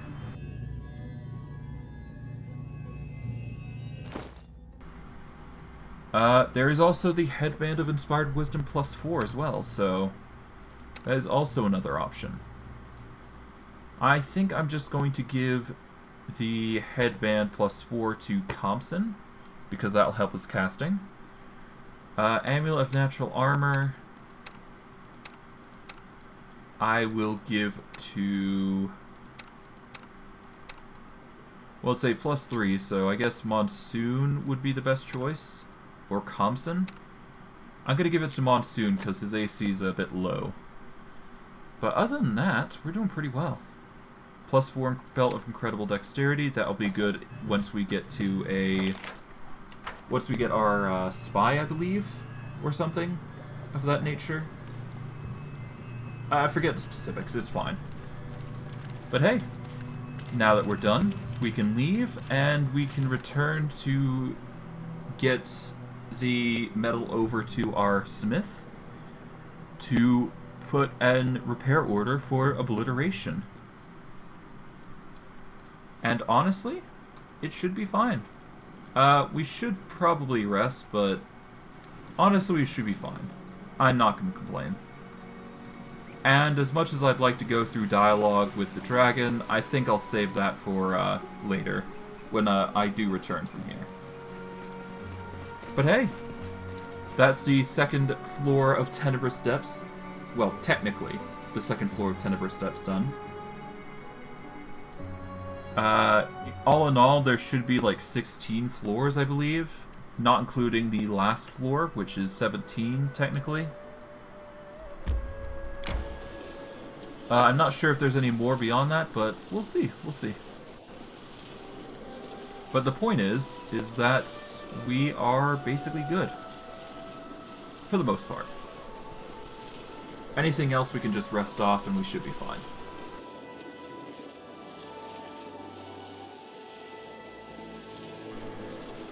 Alright, speed is moving up fast. We can go back to the city. And we'll be back before lunch, I'm suspecting, anyways.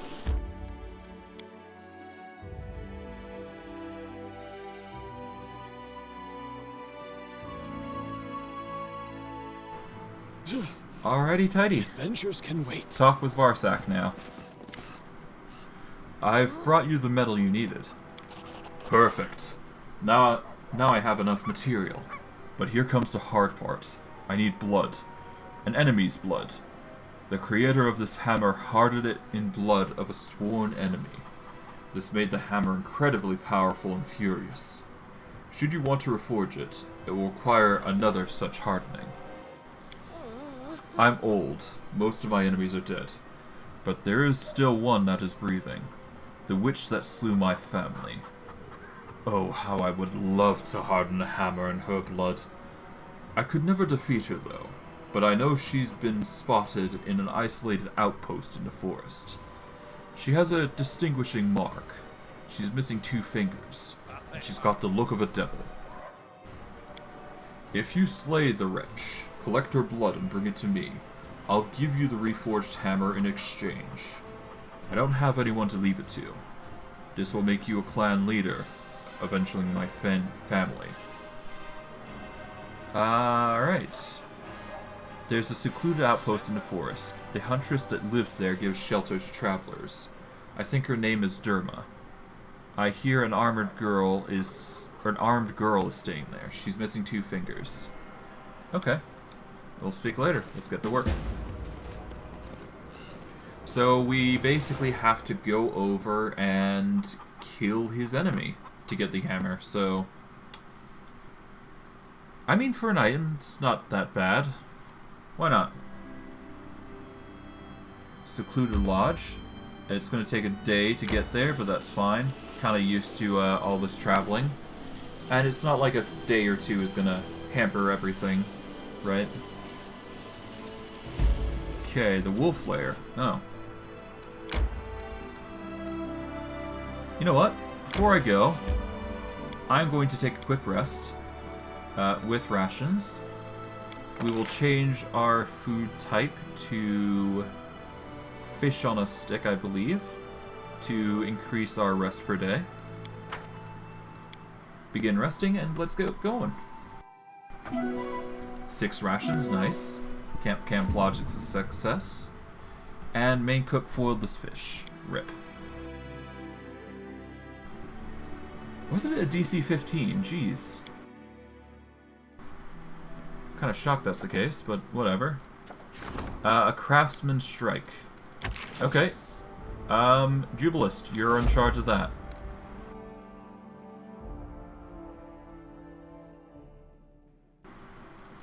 Alright, let's enter. And we're probably going to have to down some recovery pots because we suffered a lot of debuffs there from the looks of it. Wait, what? I'm sorry, what? Okay, before we move any further, I'm gonna have to do some quick... That was unexpected, but okay. Let's do some quick, Yeah, let's get rid of some of the stat debuffs before, Sundowner apparently dies. Oh, how the heck did that happen? Oh, I see. The strength damage must have ruined him significantly. The blinding sickness, always a pain. Alright, price in ascending order. Let's see. Do we have any potions of remove disease? I don't think we do. Well, what about scrolls of remove disease? No, we got curses though, but not anything to remove them. Remove blindness. Dimension door, cure critical wounds. Alright, well, the best thing we can probably do is these restorations of lesser. As well as these scrolls. I might as well use the I'll use the scrolls first.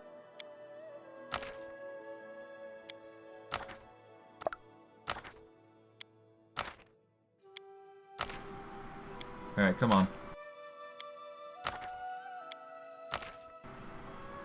Alright, how's wisdom? Just one. Okay, well, might as well. There we go. Monsoon next.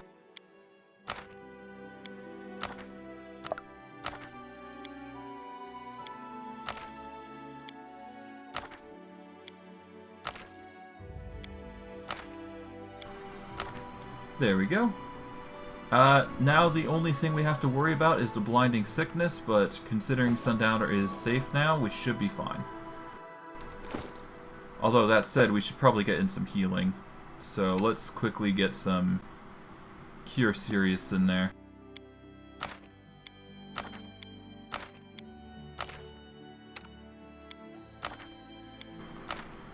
That should do it. Okay, let's go deal with this wolf lair now. We should need to... Oh!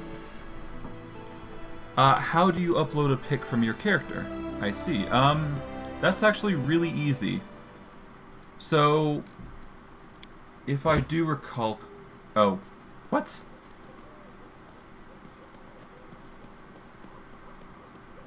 Okay, I guess death is just... Okay. Well... so, there is, you know how you choose your photos for your characters, yes? At least for Kingmaker, right? If you continue to go down, down the list of, pictures, you see a plus icon.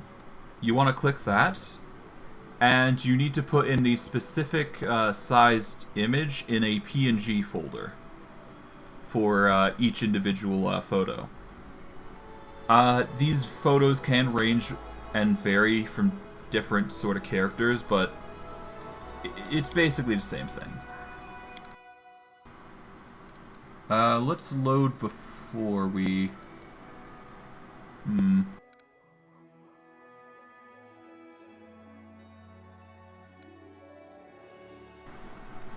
No, let's just bring him back via the old method. Let's just bring him up with the resurrection. Where's that rented one, though? Here it is.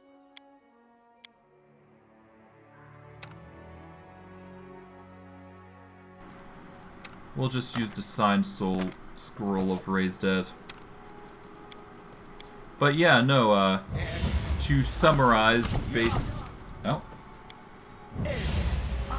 Just give me a second, I'll just try and res him.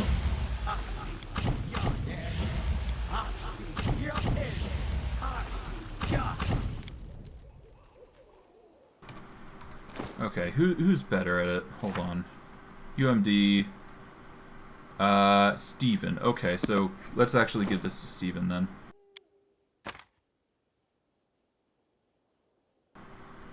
But yeah, no, as long as it's a PNG folder, I believe, then you should be able to put in the photos accordingly.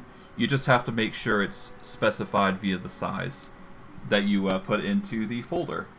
But otherwise, you can put in any photo you want, I do believe, and it should work all the same.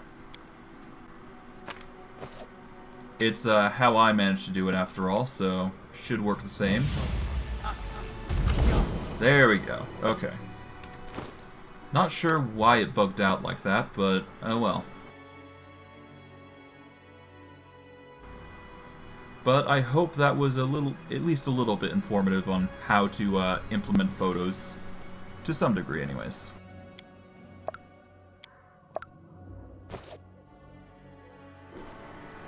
Okay, one sec while I wait for him. Okay, there we go, Sundowner. Now we just pump you full of healing for now. Let's go just cure criticals for now. There. That'll do for now.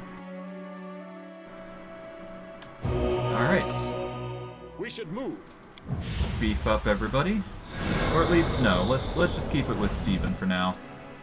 We don't need to do anything specific for this, I don't think. At least I don't think we need to. It's just a small wolf then after all.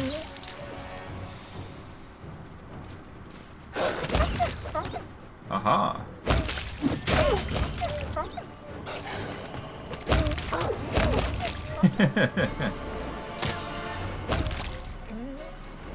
Ah, more wolves.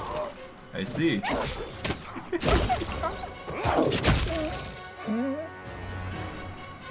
Now, is that all of them?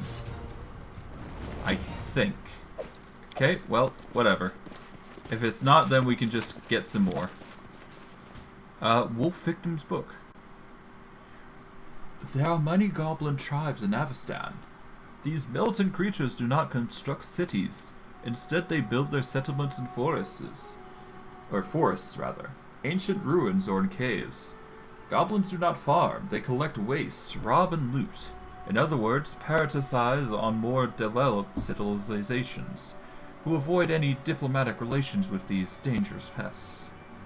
Goblins experience pathological fear of horses and dogs.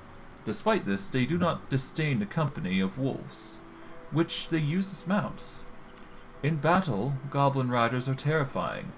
They are a striking force that breaks into enemy formations and carries the horror and death to all who happen to be caught in the way. Goblins are often accompanied by wargs.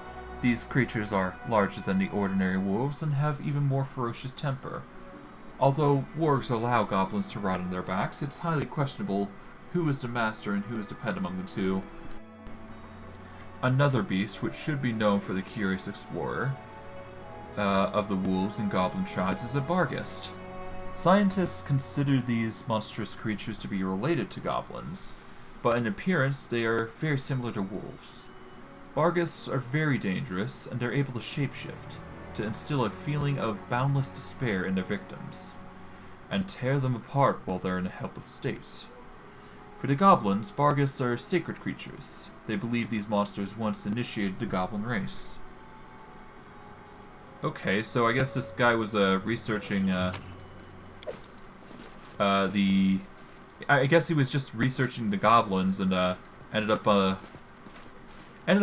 reaching the poorest stick, as it were, for running into a set of wolves, as it were. Okay. Skin collect. And we got some treasure here, supposedly. Nothing too special, just random assortments of goodies and scrolls, as per naturally.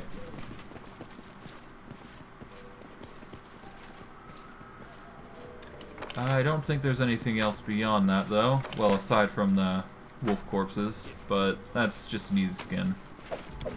And, considering how high the check is, quite easy to accomplish with my skills.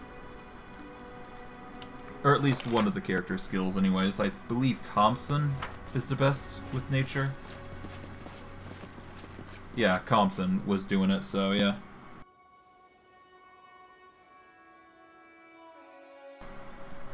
Alrighty. With that, we can go over to the Secluded Lodge to hopefully deal with that. Without too much trouble, I would assume.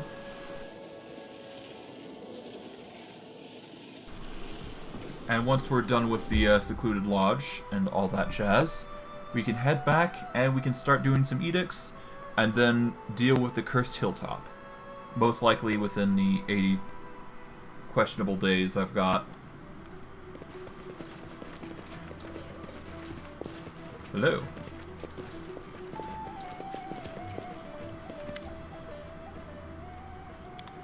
Okay, there should be somebody in here.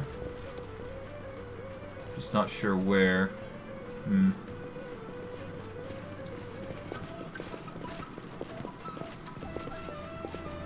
Citizen, no. Okay, so they might be up here.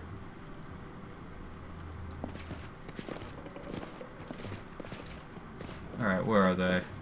Are they in here? Ah, stranger. This is probably it. Alright, so let's quickly buff, and then we'll engage, I believe. Okay. Battles await. Well, I shouldn't need to buff too much. I just need to get the bark skin and shield on, I believe. Okay, let's just move that back. Like so. And because they're probably going to go into melee, we're going to want the melee buffs more than anything. We should need Feather Step, but we should probably get Blurred for the Wolf and Steven. For Mistral, let's just throw on Shield of Faith on everybody. Be safe and sorry.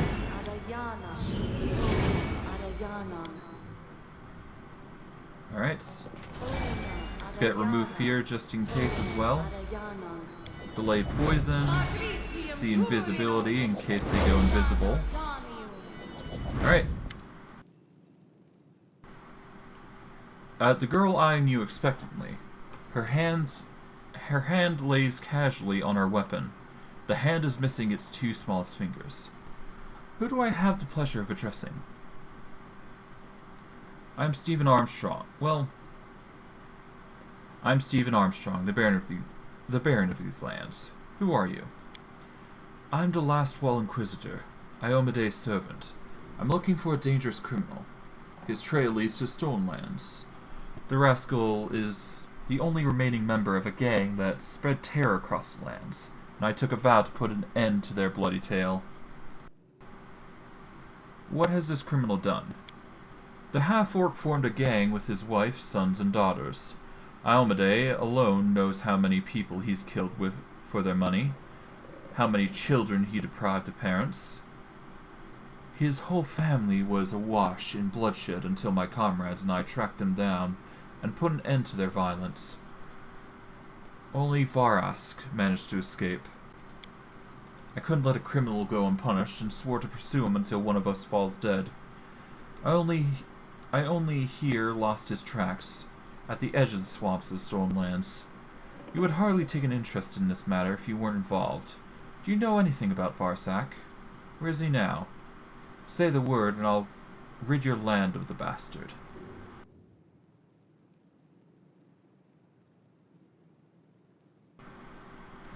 Varsak is on the right side of the law now. He won't hurt anyone.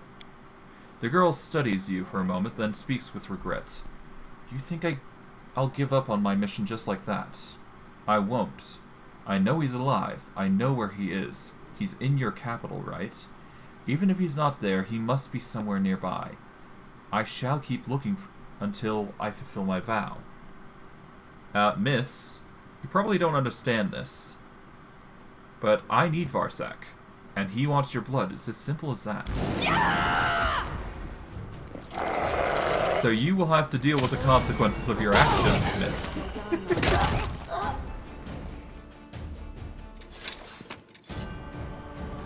Alright. The blood of the murderer of Varsak's, or Vorast's family. And a bunch of gear. Just yoink that and be done with it. So yeah, that is the brutal end to the individual. Unfortunate, but that's par for the course with our crew. But now that we've got that, we move over back to the town, complete the quest, and then we can go to the capital and finish whatever else we need to do. Shouldn't be too hard, all things considering. It's just a quick walk back. Quote-unquote walk.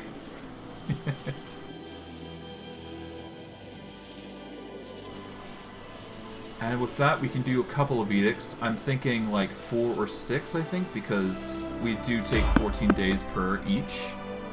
We'll avoid the enemies. No need to engage casually. Enter we go, and let's talk with Varsak, as I call him.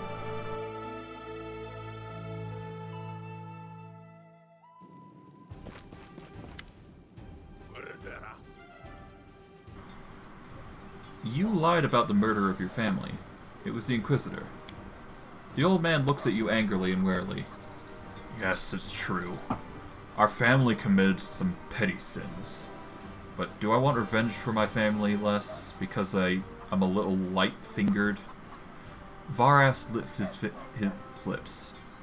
So what are you gonna do now?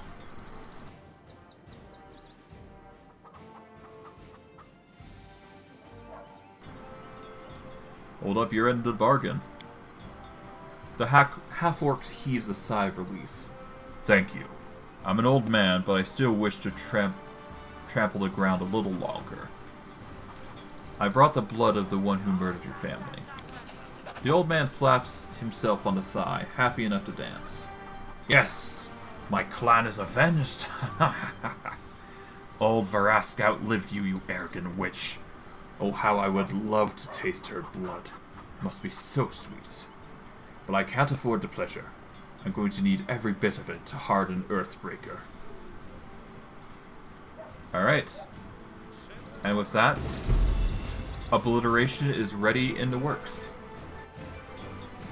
And until it's done, we're probably going to get more gear from him. So, nice. Gonna be a plus. Big plus. Alright, back to Tuskdale.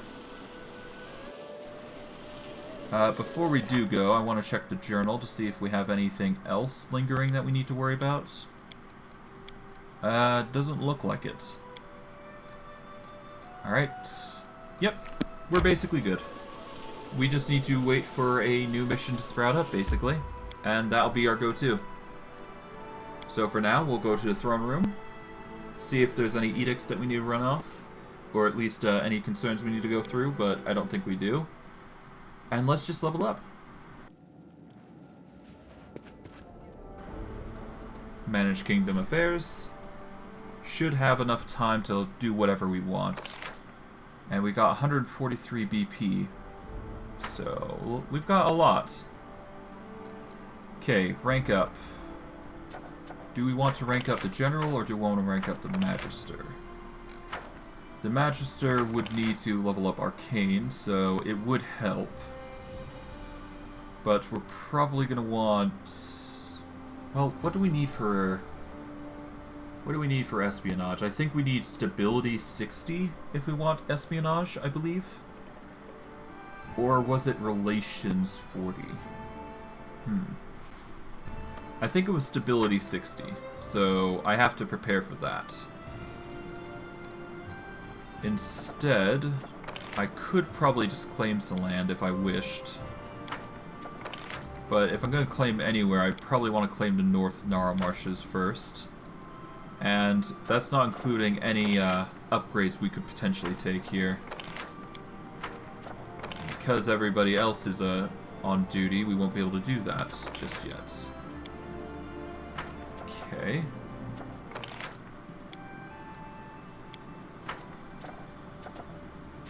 Alright.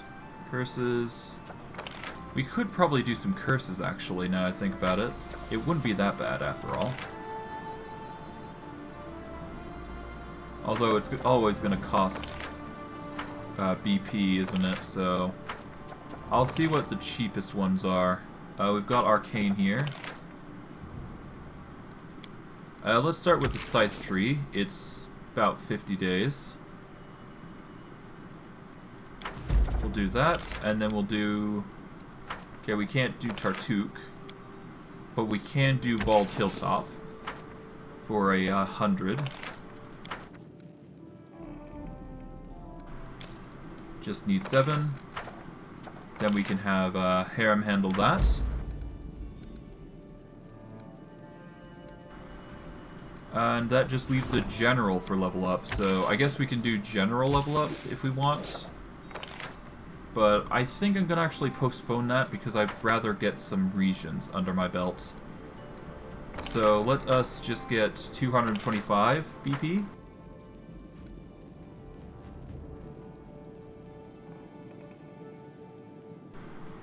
Alright, that should be enough. Alright, we're going to claim the North Nile Marshes with Bartholomew. And that will be our first edict for the lot. Save that, save the stream, and there we go. Let's do it. Artisans of the Gnarl Marshes. It seems there are more that we need to worry about, but it's not that big a deal. Okay, we now have Trade Guard. Well, no, we have the North Gnarl Marshes in our claim. What we're probably going to want to do is we're going to want to... Alright, regions. Oh. Master of Pain failed, Fire succeeded, Craftsman Strike. Alright, let's reload. As per the nature of our game, because having successes is more important. Even if you have to save scum. Which is what I do. At least for this. I try not to save scum every single time.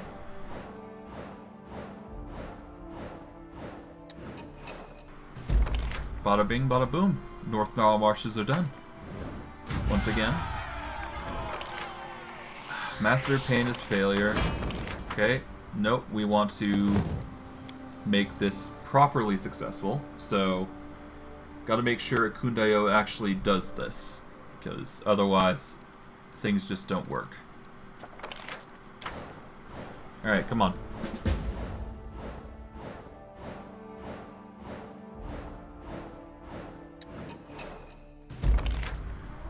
Alright. North Marshes is done.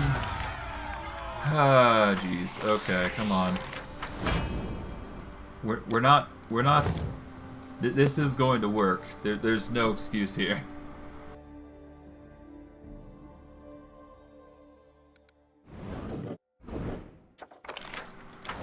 All right. Once again. I hate doing this, but it's not like we have much of a choice, right?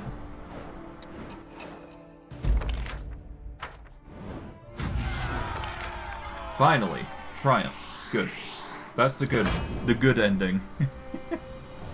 Alright, Master of Pain. Alright, that's done. The fire's been done. And the Craftsman Strike has been resolved. Nice.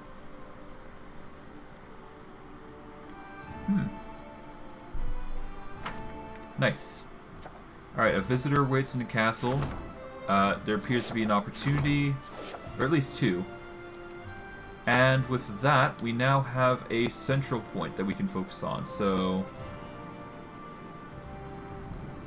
I think what we want most is a focal point here. Somewhere... I guess we can focus straight here. In Gnarl Marshes, we just place right here. So we'll build that there to have a marker. How's Trade Guard doing? It's doing alright.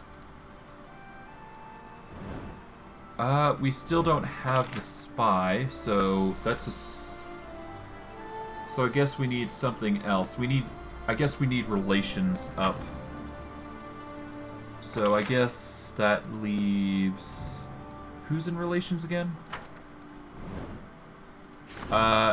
It's not her, it's... Warden's fine. I guess we need Bartholomew to start providing much events, so... If we can, let's get him involved to some extent. I hold no high hopes, though. We're going to want to upgrade community, though, so we should probably do that. That's loyalty, that's economy. Alright, so we're going to want Valerie to be upgraded, so let's get Tristan involved with the Ancient Tradition. We'll get Jubilist involved with the Redemption. And we will make our next project upgrading... whom? Not the Yeah, we upgrade the Regent, which will bring the community up to tier 5, I believe. So we'll have her set up. We could just have her on a different task entirely. But that's fine.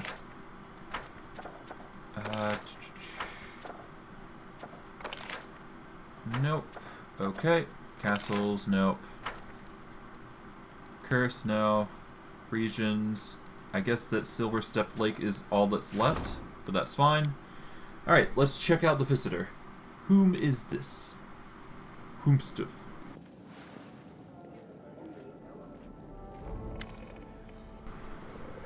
A young man wearing fancy clothes with delicate features and a perfect posture gives you a precisely measured light brow. Your Grace, allow me to introduce myself. I'm Erdrist Havanki. I beg you to give me a moment of your precious time.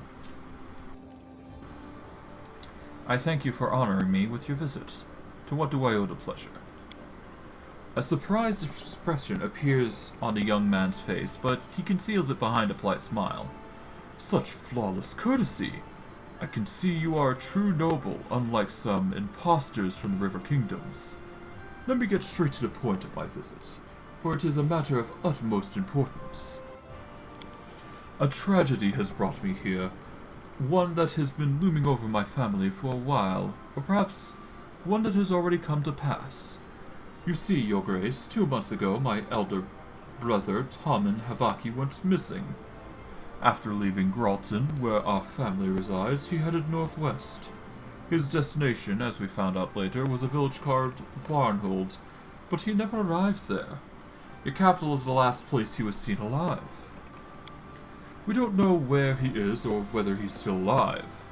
Our poor family is losing his head in grief.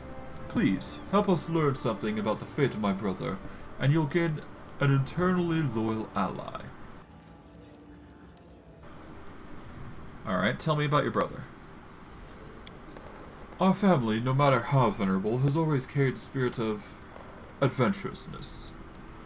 If you will, in our blood, a thirst for risk and exploits.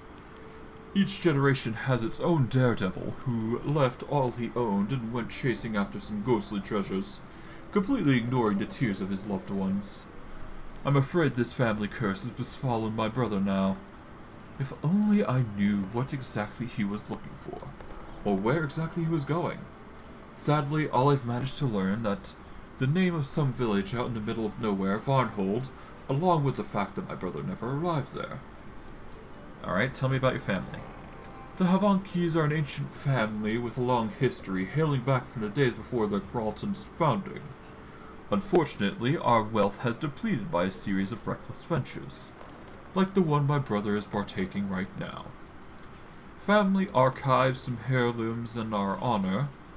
These are all the treasures our once influential house had come to possess. I will see what I can do for you. Farewell. I look forward to any news you may bring. Well then, I see. Ooh, hello. Nazriel bows ceremoniously. In accordance with our agreement, I have brought you a gift which serves as payment for your protection. With an elegant gesture, the elven lady hands you a package. I hope you will appreciate the quality of this gift. It is better than any weapon the local masters can produce. Okay, I want something from you.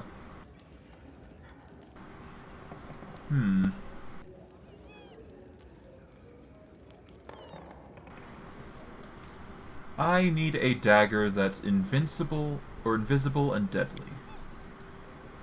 This blade will split a horse's hair and a troll's skin. I'll make sure of it. Very good.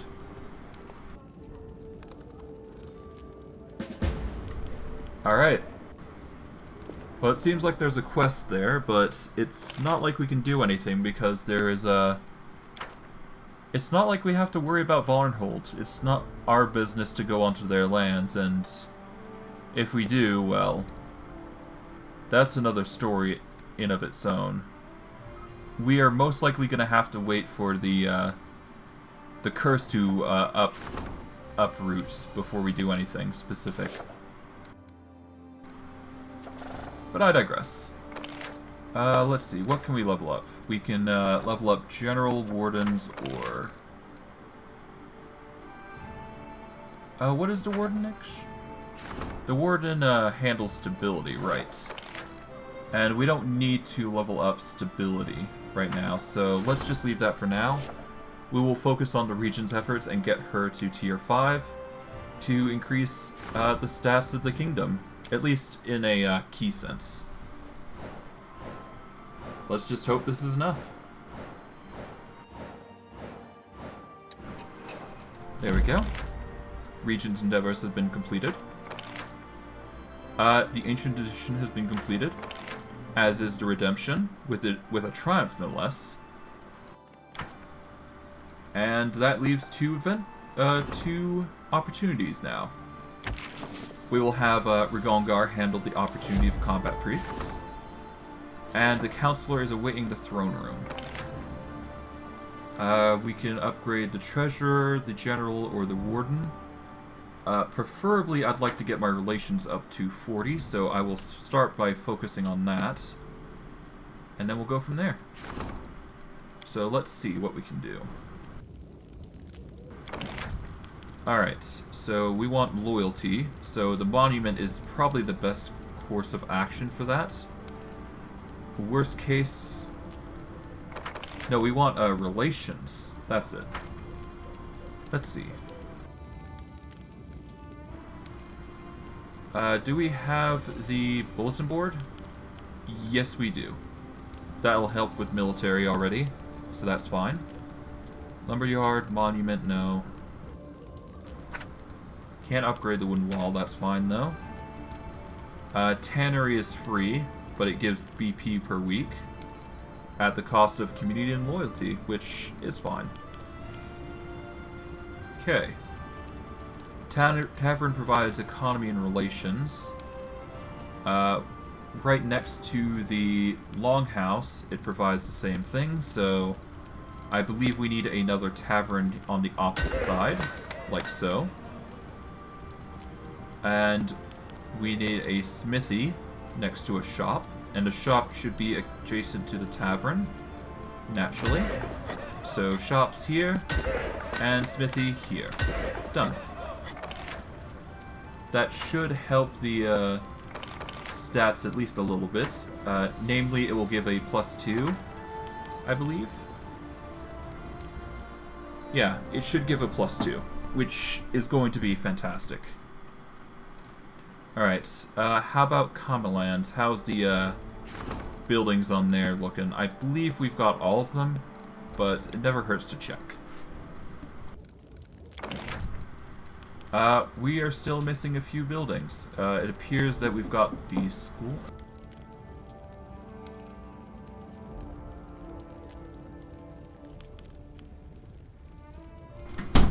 Alright, apologies for that. Just life stuff. Alright, let's see. We've got the shrine, we've got the school. Should we put the barracks, though? The barracks would provide stability when adjacent to the longhouse, and the school would get an additional military. So having the barracks on the side might be worthwhile. Verass weapon shop. Well, we're gonna need a shrine. So let's actually. Let's see. We've got the bulletin board. We don't actually have the. Yeah, we don't have the bulletin board, so we're gonna actually have to put that there, I guess.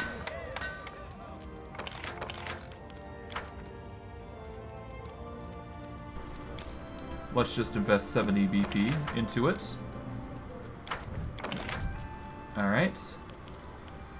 We're probably going to want to put the statue actually there, so... What is it? We need to put in... Not the stocks.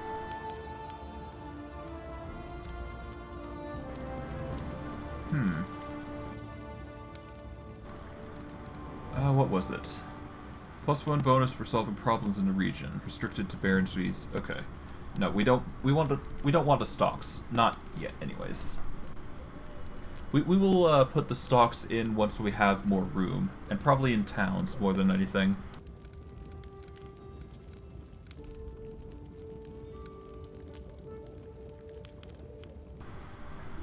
Here we go. We want the monument, I believe, because the monument will increase stats a bit more. So put that there. We get the barracks. Put that there.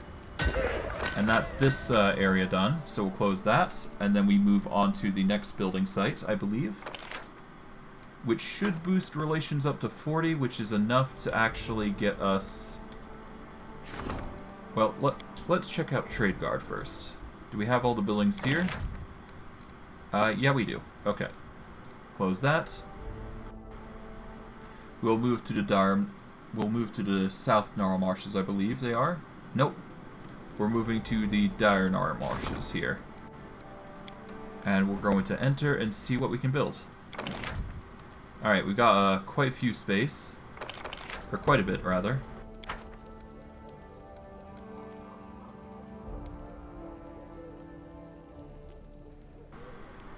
Let us get 200 build points in prep for this, and see what we can make. So we can make a piers, if we so desire. We're definitely going to want a wooden wall.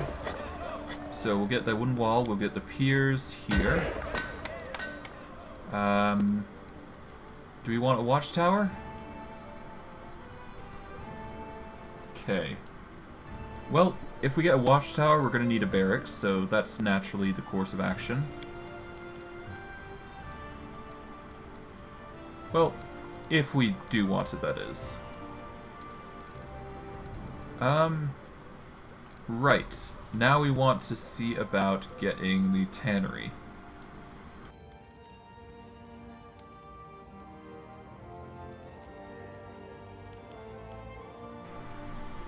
Specializes in hides and leather.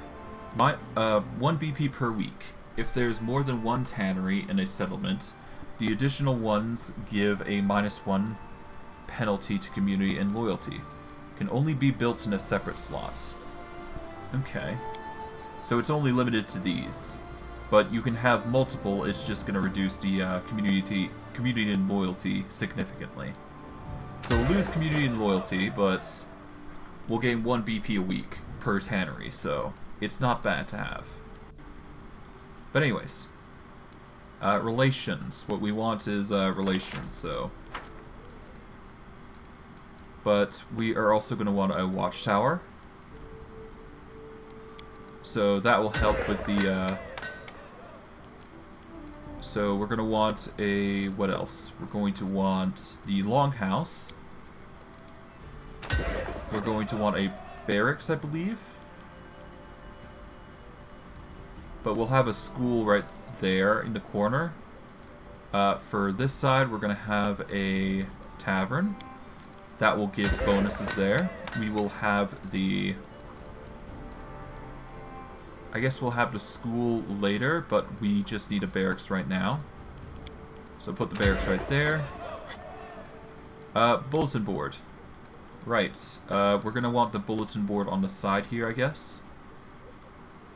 Because that will help by resolving problems by +2.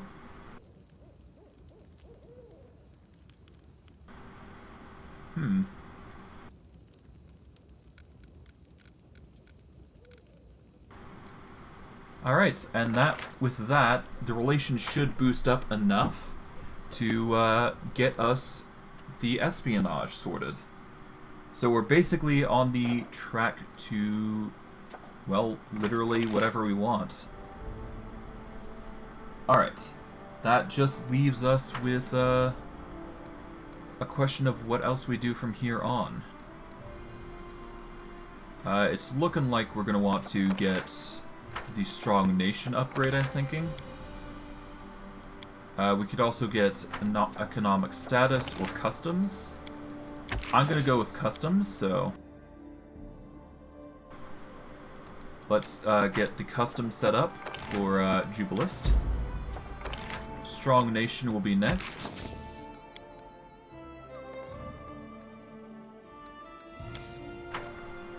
Alright. Boom. We're only left with the Warden, which is fine. The Warden provides stability, unfortunately, so that is something we can't do just yet.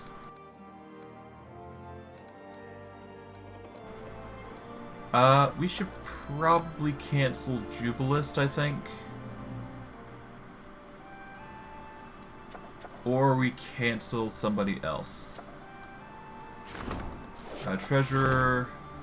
Let's cancel the curse for the Scythe Tree, actually. Let's cancel that project, and we'll support the Magister in this one. Let's check out what the Counselor wants for us. We'll do a quick save here. Probably have to do another one, but that's fine. And we should be fine to deal with, well, we're reaching that point where we're going to be dealing with the curse. So, that is a thing. Stephen Armstrong. The situation has become rather fraught. A group of mercenaries arrived in our lands to seek a better future. They've banded together for safety. Some have been hired by our merchants as bodyguards. Alas, their manners are low, and the locals are prejudiced against them. They fight more and more often. The peasants want us to banish the mercenaries from the city. The merchants expect us to protect them, regardless of the peasants' complaints. If you ask me, we mustn't surrender to hatred. This matter should be resolved peacefully. Draw from the treasury to finance more guards. They'll put an end to these clashes. Nothing's going to change if we simply choose sides. We must meditate. Or mediate, rather. Through this takes money, and a will for peace. Finance more guards from the treasury. Make sure the merchants' guards don't fight with the common people. Whatever money we spend on new guards, it'll be worth it, if it prevents any more blood from being spilled. I wouldn't say that, but more guards is always nice, and it means more protection for the kingdom, and less likely a battle's gonna be fraught. Greetings, Your Grace. I've come to applaud the success of your rule.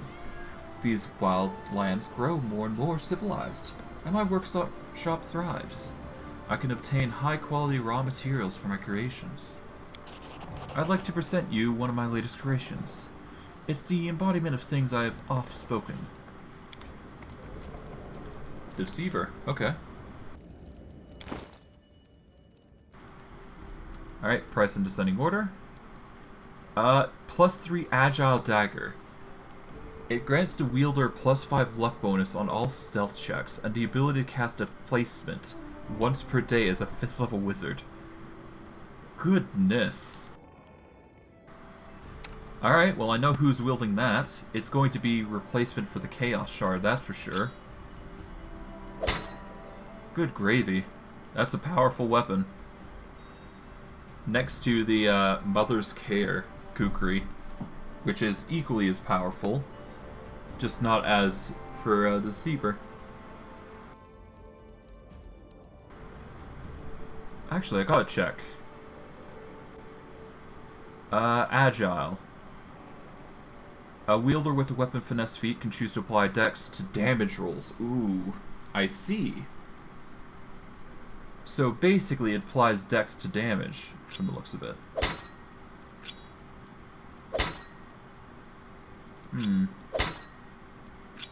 1d4 plus 6 plus d6 versus d4 plus 11.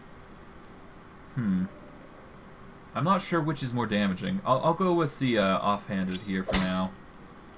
I can't really think of it being any better. 12 to 15, 8 to 16, 12 to 20, 8 to 11. I'll go with the 12 to 20, 8 to 11 for now. I can't really think if it's better or not right now. But that'll be fine for now. I think that just leaves dealing with the situation at hand. Do a quick save.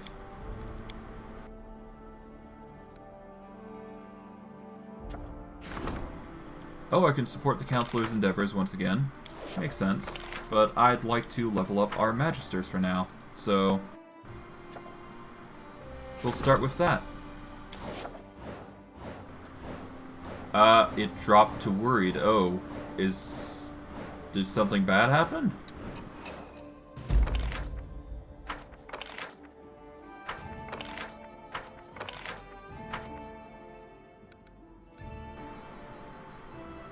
What?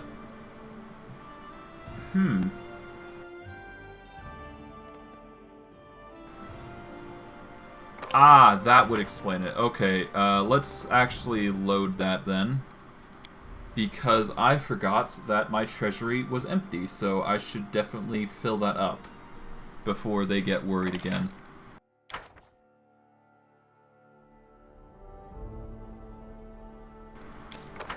That is a mistake that is easy to fix, so let's just do that.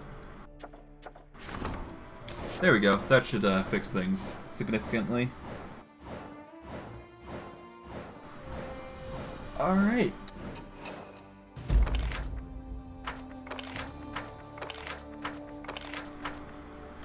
Nice. That is everything sorted. The Grim Prophetess. Interesting. I will leave that to the Storyteller, I guess.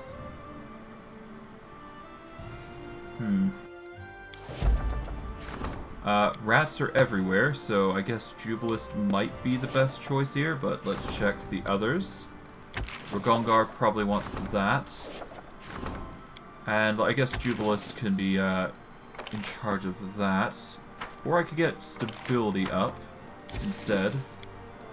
Let's get Nkundayo on it, and let's give him a crisis point or two. Well, yeah. Let's give it 2 crisis points, why not? That'll at least help the stats of stability go up. And we can go from there. Counselor endeavors are there. Otherwise, everything should be good. Economy. We're probably going to want Jubilist on that in the near future, but not for now. Okay. Let's go check out what the Curator needs.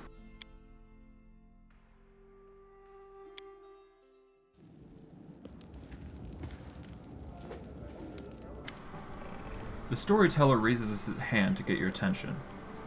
Your Grace, please spare me a few moments. As your Curator, I request you listen to this kind lady, who wishes to discuss with you something of great importance.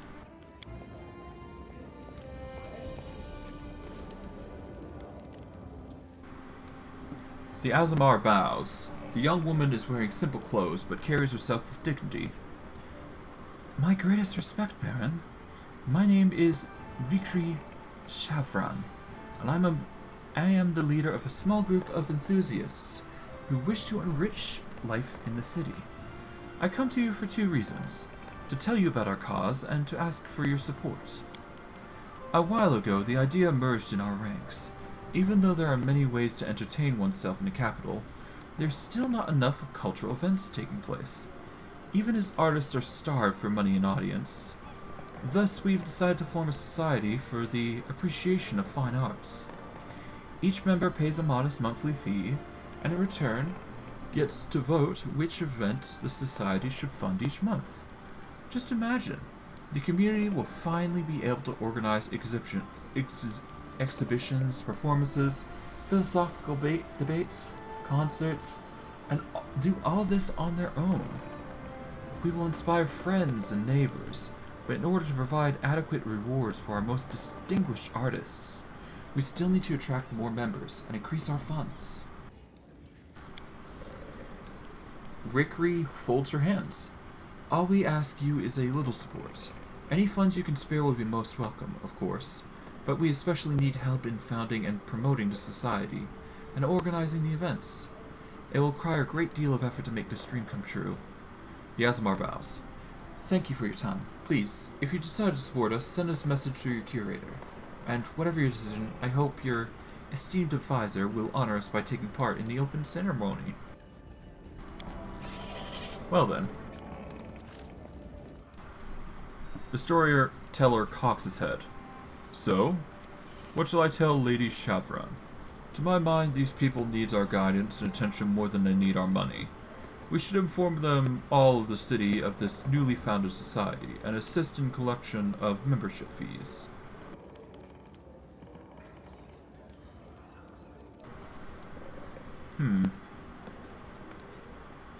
It's probably for the best that we just help them found and promote the society. Nothing more than that. A most wise decision. It's probably for the best, right? It's better than spending a little bit more and just funding them directly, because who knows where that investment might go. The half-orc bows diligently, trying to adhere to etiquette. Your Grace, I've come bearing gifts. A sign of gratitude for taking an old man into your service. With such weapons, you can go on raids to protect your lands. Everything has been tempered in lamb blood, and with proper prayers to all the proper gods. Everything is done with care for you personally. Alright, I have a specific request for you, man.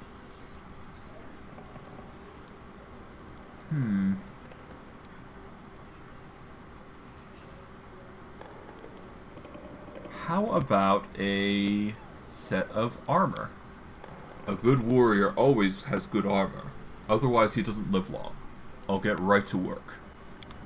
Because I think right now we're lacking armor in the armor department. That's one of the few things we're missing, I think.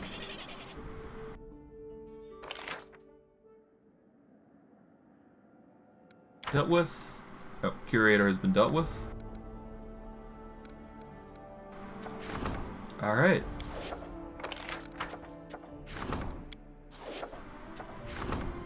Counselor, treasurer.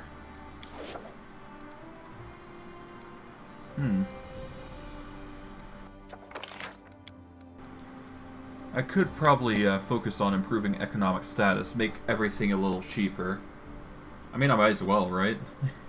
The cheaper things are, the better, after all.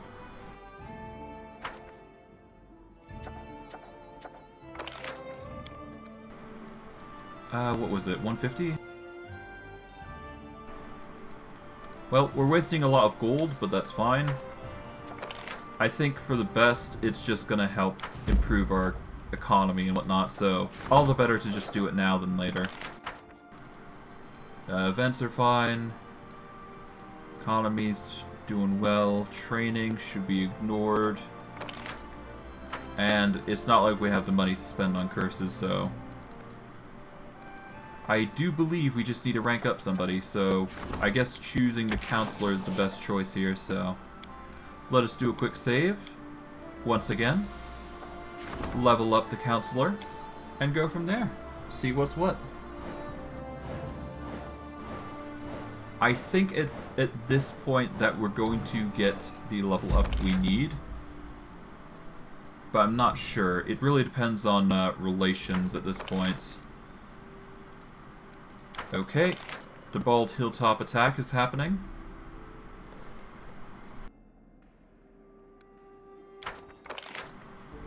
Alright. The Grim Prophet is done. The rats have been solved. Undead Rising has been handled. And we got the improved economic status. So now everything's going to be even cheaper. At least by a little bit, anyways.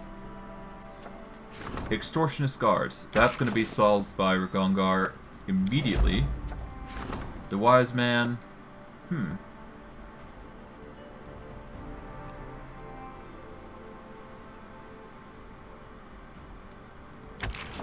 Okay, I guess we'll have the Storyteller focus on that, but let's check to make sure.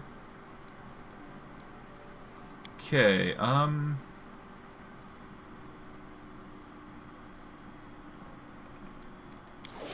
how's our priest handling it? It's going to take 4 days, unfortunately, but that's par for the course here.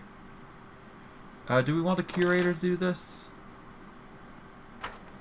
It would improve culture a little bit, but I think arcane is more important here, so we'll get Octavia going there. And it gives us a reason to level up the Storyteller instead. Alternatively, I could support the Warden, but we shouldn't need to worry about that. And it's going to take 2 weeks, I believe. Actually, hold on. Let's see how long it's going to take.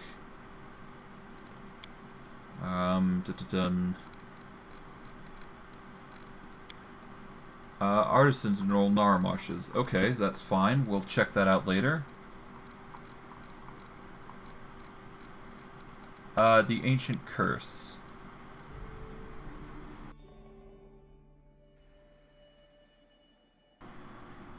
Here we go. Part 3. It's going to take 22 days. Okay, so I've still got time. So about 22 days, so I can easily do the Storyteller stuff. So I'll do a quick save just to make sure, to be safe.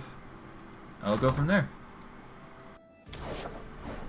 Oh, great. That is 3 steps of pain. Okay. Thankfully, it's still stable, but nuts. You know what? I'm gonna load just to make sure. Just to be safe. Why not?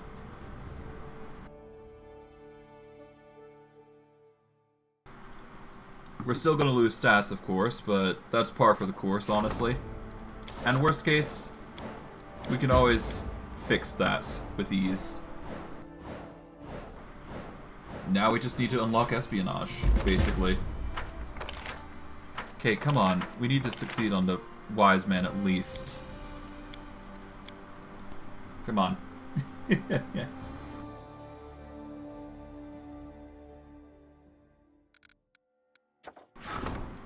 Alright, come on. Alright, I lost 9 and 3 stats. That's fine. We'll live with that, I guess. Okay, that's done. That has been triumphed. And this is a success. Nice. Okay, the Legendary Scourge.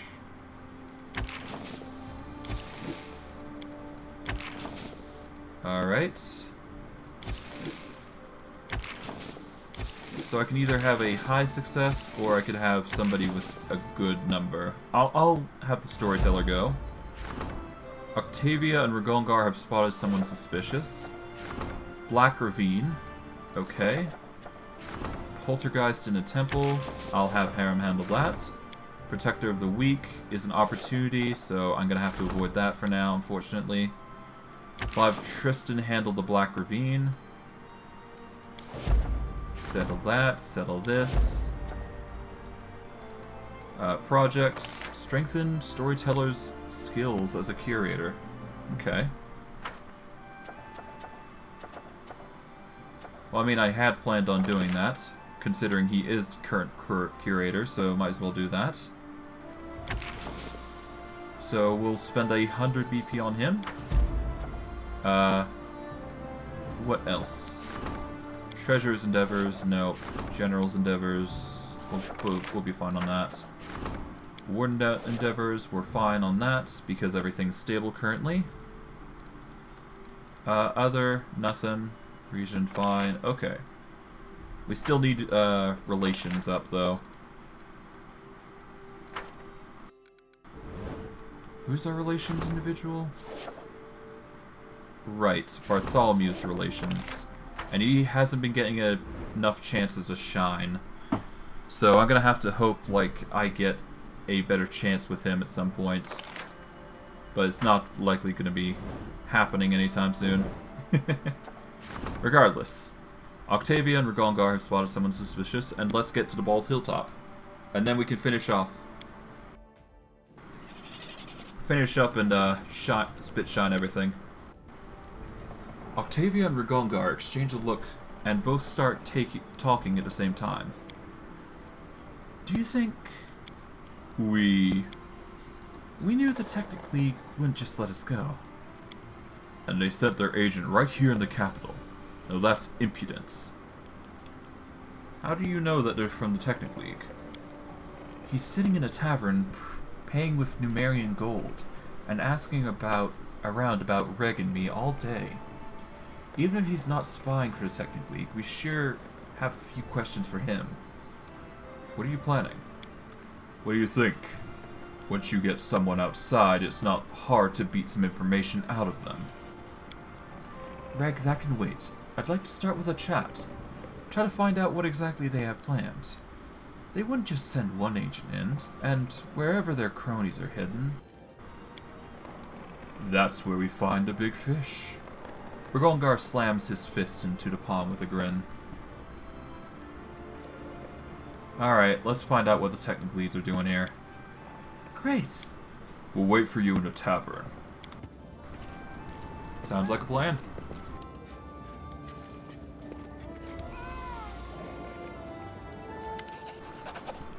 Unfazed by the awkward silence, Vulcan passes a vial, or an Arabic ring, specifically.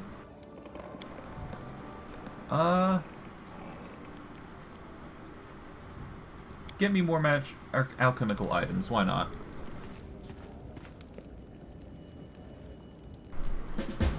Okay.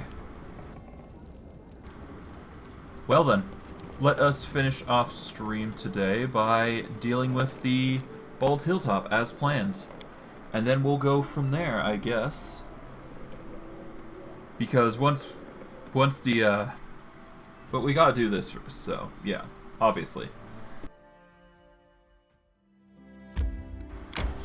It'll take, oh, hold on. What's this? Oh, it's been done. Okay. Alright, well, let's finish the job, and let's get to it. Alright, let's buff up, and then get to work clearing out this Bald Hilltop once again. As per we usually do, anyways. Alright, key power. Skills are absolute. Alright, we go with Constant next. Start with Mage Armor, then Bark Skin.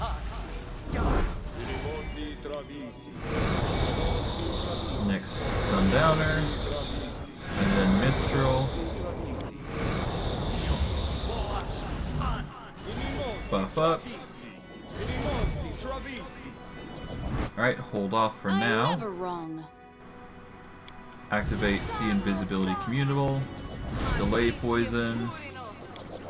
Remove Fear. Shield of Faith.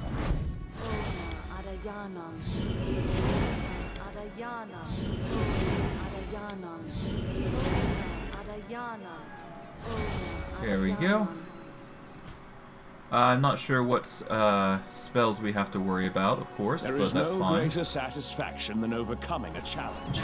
That is, of course, until one challenge overcomes you. Yep, we'll just quickly buff everybody else.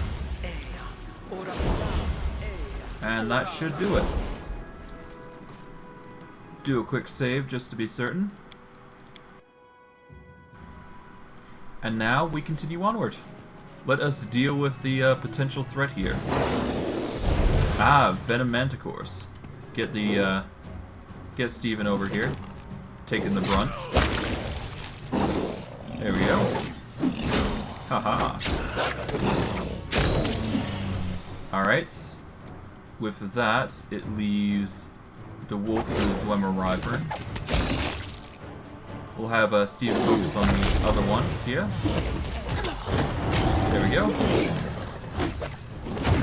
Get the Intimidate off. Yeah, why not? Ooh, the pain. The pain. Oh, Christ. That's a lot.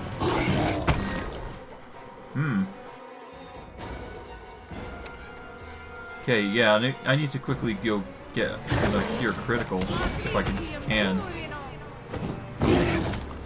Welp. Rip.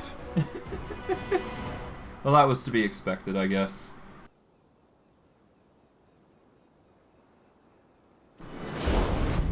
Well, I am never wrong. I might as well just activate shield. There we go. Let's engage.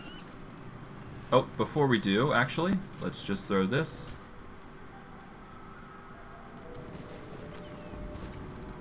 Alright, throw this into the fray. Because why not? It is a distraction.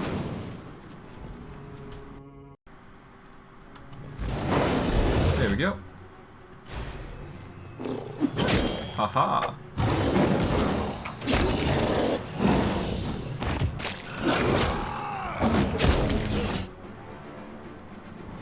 Alright, have you focus on that. Steve, you focus on the others. There we go. Alright, Mistral, you're going to want to use Swift Tactician. Yep, Swift Tactician. Sundowner is being focused currently. That's not good. Damn it all. Well, rip. Get Steve in there. Alright, Samuel's being focused now. That's fine. We'll live, I guess. Okay, down goes Samuel. We'll get the Bane, we'll get the Justice.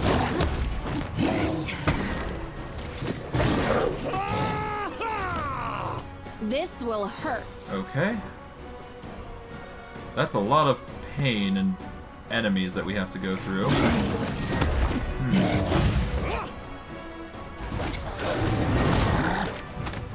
Could you not focus me, please? Alright, Compson, go back down here.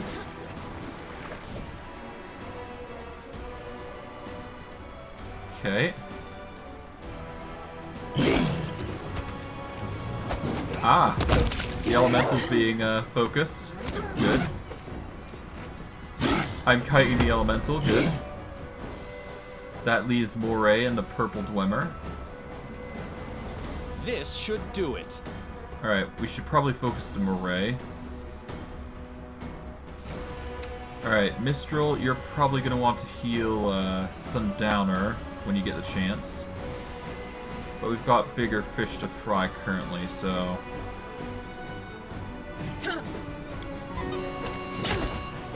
Alright, there we go.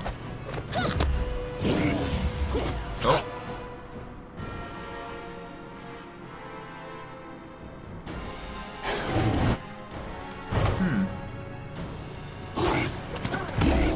This will hurt. Alright, the wolf is being focused, but that's fine. Mistral's now the next target. Oh god. Okay. This is just making things significantly harder. Alright, I need to reload. There's clearly a trick to this. I just need to figure it out.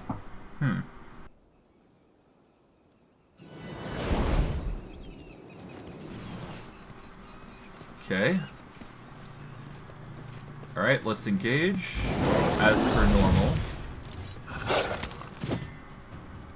This will hurt.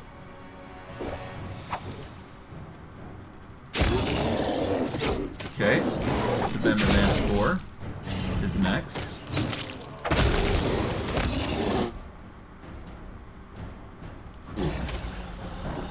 Alright, let us focus one thing at a time. We will start with the Black Venom Bear. Okay. We'll then go for the Wyvern Venom. We'll move Samuel back because, okay, so he's taken down, unfortunately. Okay, now the Wyvern. Now the Dwemer Bear. Okay. Okay, the illusions have faded. Alright.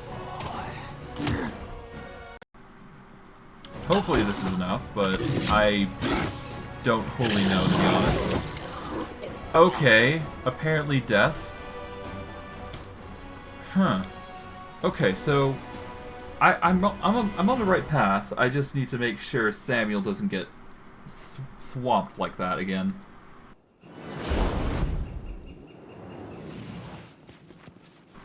In due time. Okay, well, it's not that hard. Start with that one.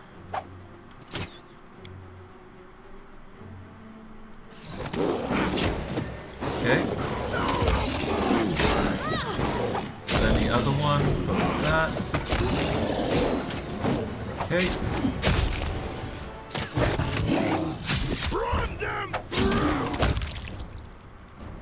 We'll have a wolf focus on that. We'll have the other focus on that one.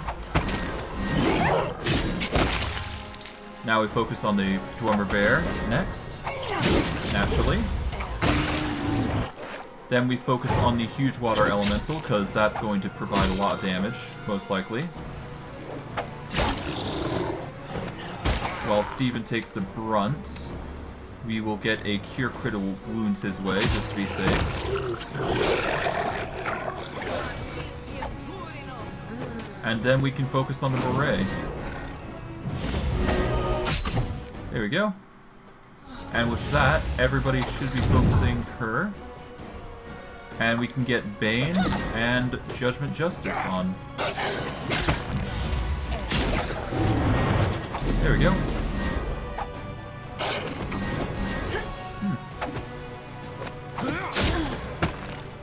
Aha. Now hopefully I can trip her, in which case that's going to make things a lot easier. I hold no hope, though. And it's looking like I'm going to have to swap to the bow. Because, oh, no, what? Never mind. I can't actually engage with her anyways, so it don't matter. And done is done. The portal is down, and the mobs are beaten. And we even got a level up for 3 of our characters. Skin collects. That's a +3 ring. Nice. Alright, let's level up. We're now level 11. Or at least 3 of us are. Now I have a choice. I can either keep going monk, because I can't just keep core monk all the way, or I can swap it up a little bit, because either way I'm going to run out of shield at some point anyways. I just have to think.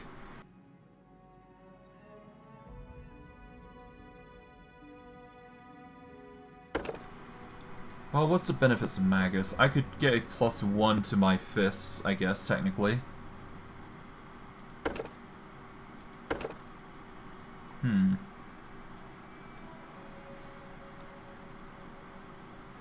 I could become a level 1 Magus. It would give me the ability to cast spells via Charisma, and it would allow me spell combat, which would basically allow me to cast shocking... Well, would it be worth it? No. I think the scaling needs to at least keep going. I need to at least hit... I need to at least hit level 16 with Monk if I want to change it to something else then. Because at the very least at that point, like, it's only going to be a 2d8, so I'd be missing out on, like, 4 damage, give or take, with an arm strike. Plus, I'd be able to get the Draconic Breath. I'd be able to get some more style, key powers, and that sort of thing. So it's not like I'm going to miss out on much. I'm just going to get 1 feat for this level, I guess. Okay. 11 all the way. We will just pop a point into religion, because why not? And let's see.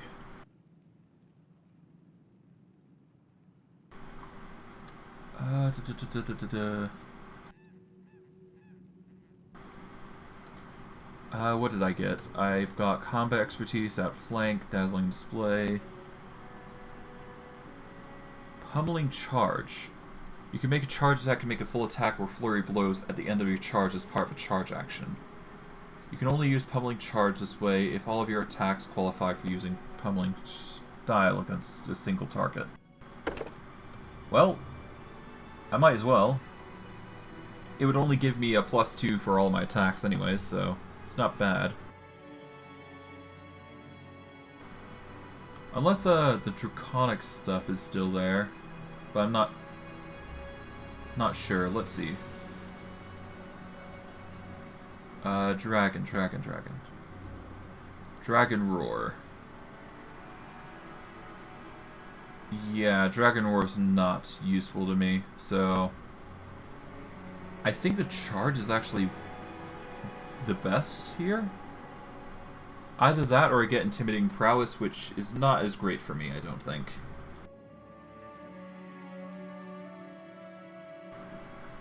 I'll hold off on for now and just get Pummeling Charge. It seems like the better choice. But I will check to see what other Pummeling feats I got, so... here we go. Peas. Pummeling Bully. When you use Pummeling Style to make an entire full attack or flurry of blows against a single target, if you hit with any of your attacks, you can attempt a trip as a free action. Okay. I might as well get trip then, if I can. Tandem trip. I think I might be able to get trip. I'm not sure. Here we go, trip. Let's get trip. That way I can get a pummeling trip, and that way I can take the benefit of CMBs significantly better, and just have more chances to take down a foe. Never hurts. Alright, but I think I'm probably going to end it here today. I've done a lot of stuff. Well, let's level up Samuel and Compson first. Okay, we are now at Greater Rage, so the Rage is actually increased in power. Nice.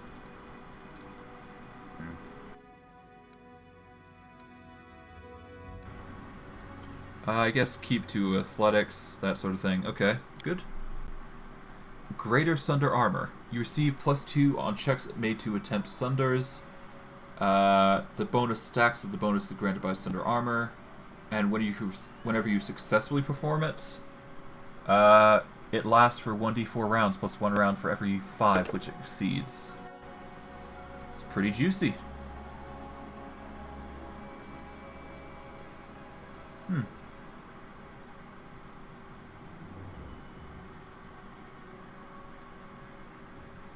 Shatter defenses.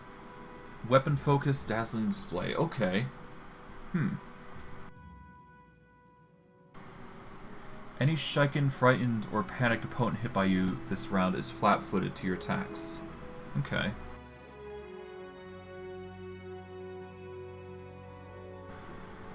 Good to know. Shatter defenses exists. Might be great for our rogue, but that's only if I go that route, but I've already dedicated myself to something, so probably not for the best. Instead, we'll focus on Mystic Theurge, and we can get combined spells of 2nd level. And that's pretty good. Alright, Mystic Theurge, level up our core stats, and there we go. Now we have a decision on what spell we can go with. We've got Lore Nature, we've got Knowledge Arcana for skill focuses. I am probably going to want another skill focus unless I can think of something else.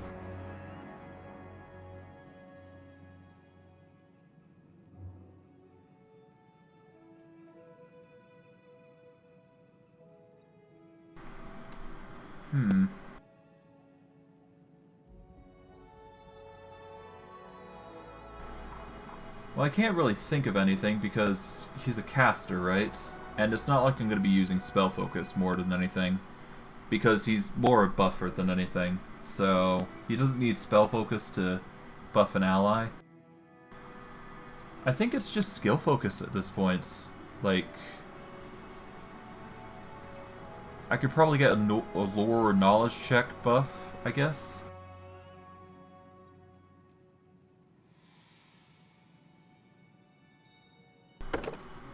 Alright, let's see. Lore religion or knowledge worlds? I guess knowledge world? Because that would be a higher stat. But I'm actually going to go with lore religion because it's applied more, I think, within our skills listings. Alright, with that, I get to choose some spells for sorcerer. I could get shield, but that's a personal target spell. So I guess it'd really be only useful if Compson's going to be using it. Which he won't be using it often, I don't think, but it would be a good protection spell. I think it might be better... I don't know. There's a lot of good spells. I'll get shield because it's a +4 AC.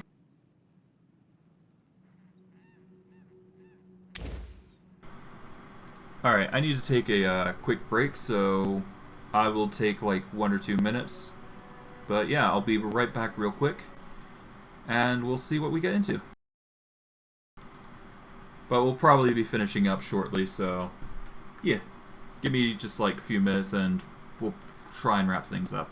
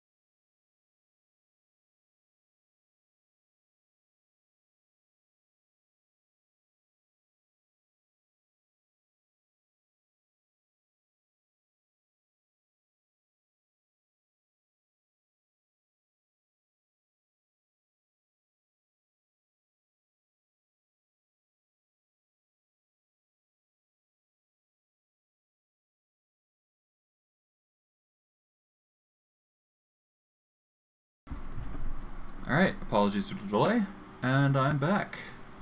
Let's turn back to the stream. Alright, let's see. Spells. Well, we've got web, we've got some scare tactics we can imply, or use rather.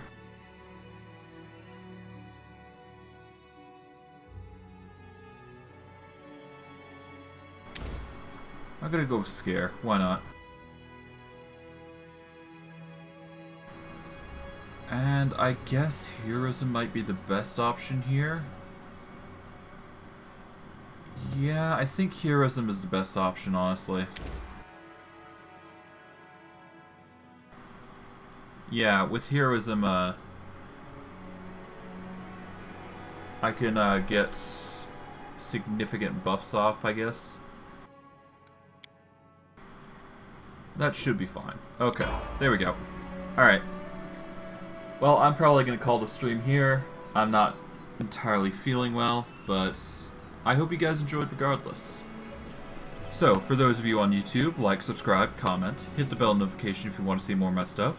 I tend to stream daily, so if you want to catch my streams, usually you can find me at 3 to 7 MST. Excluding Sundays, of course.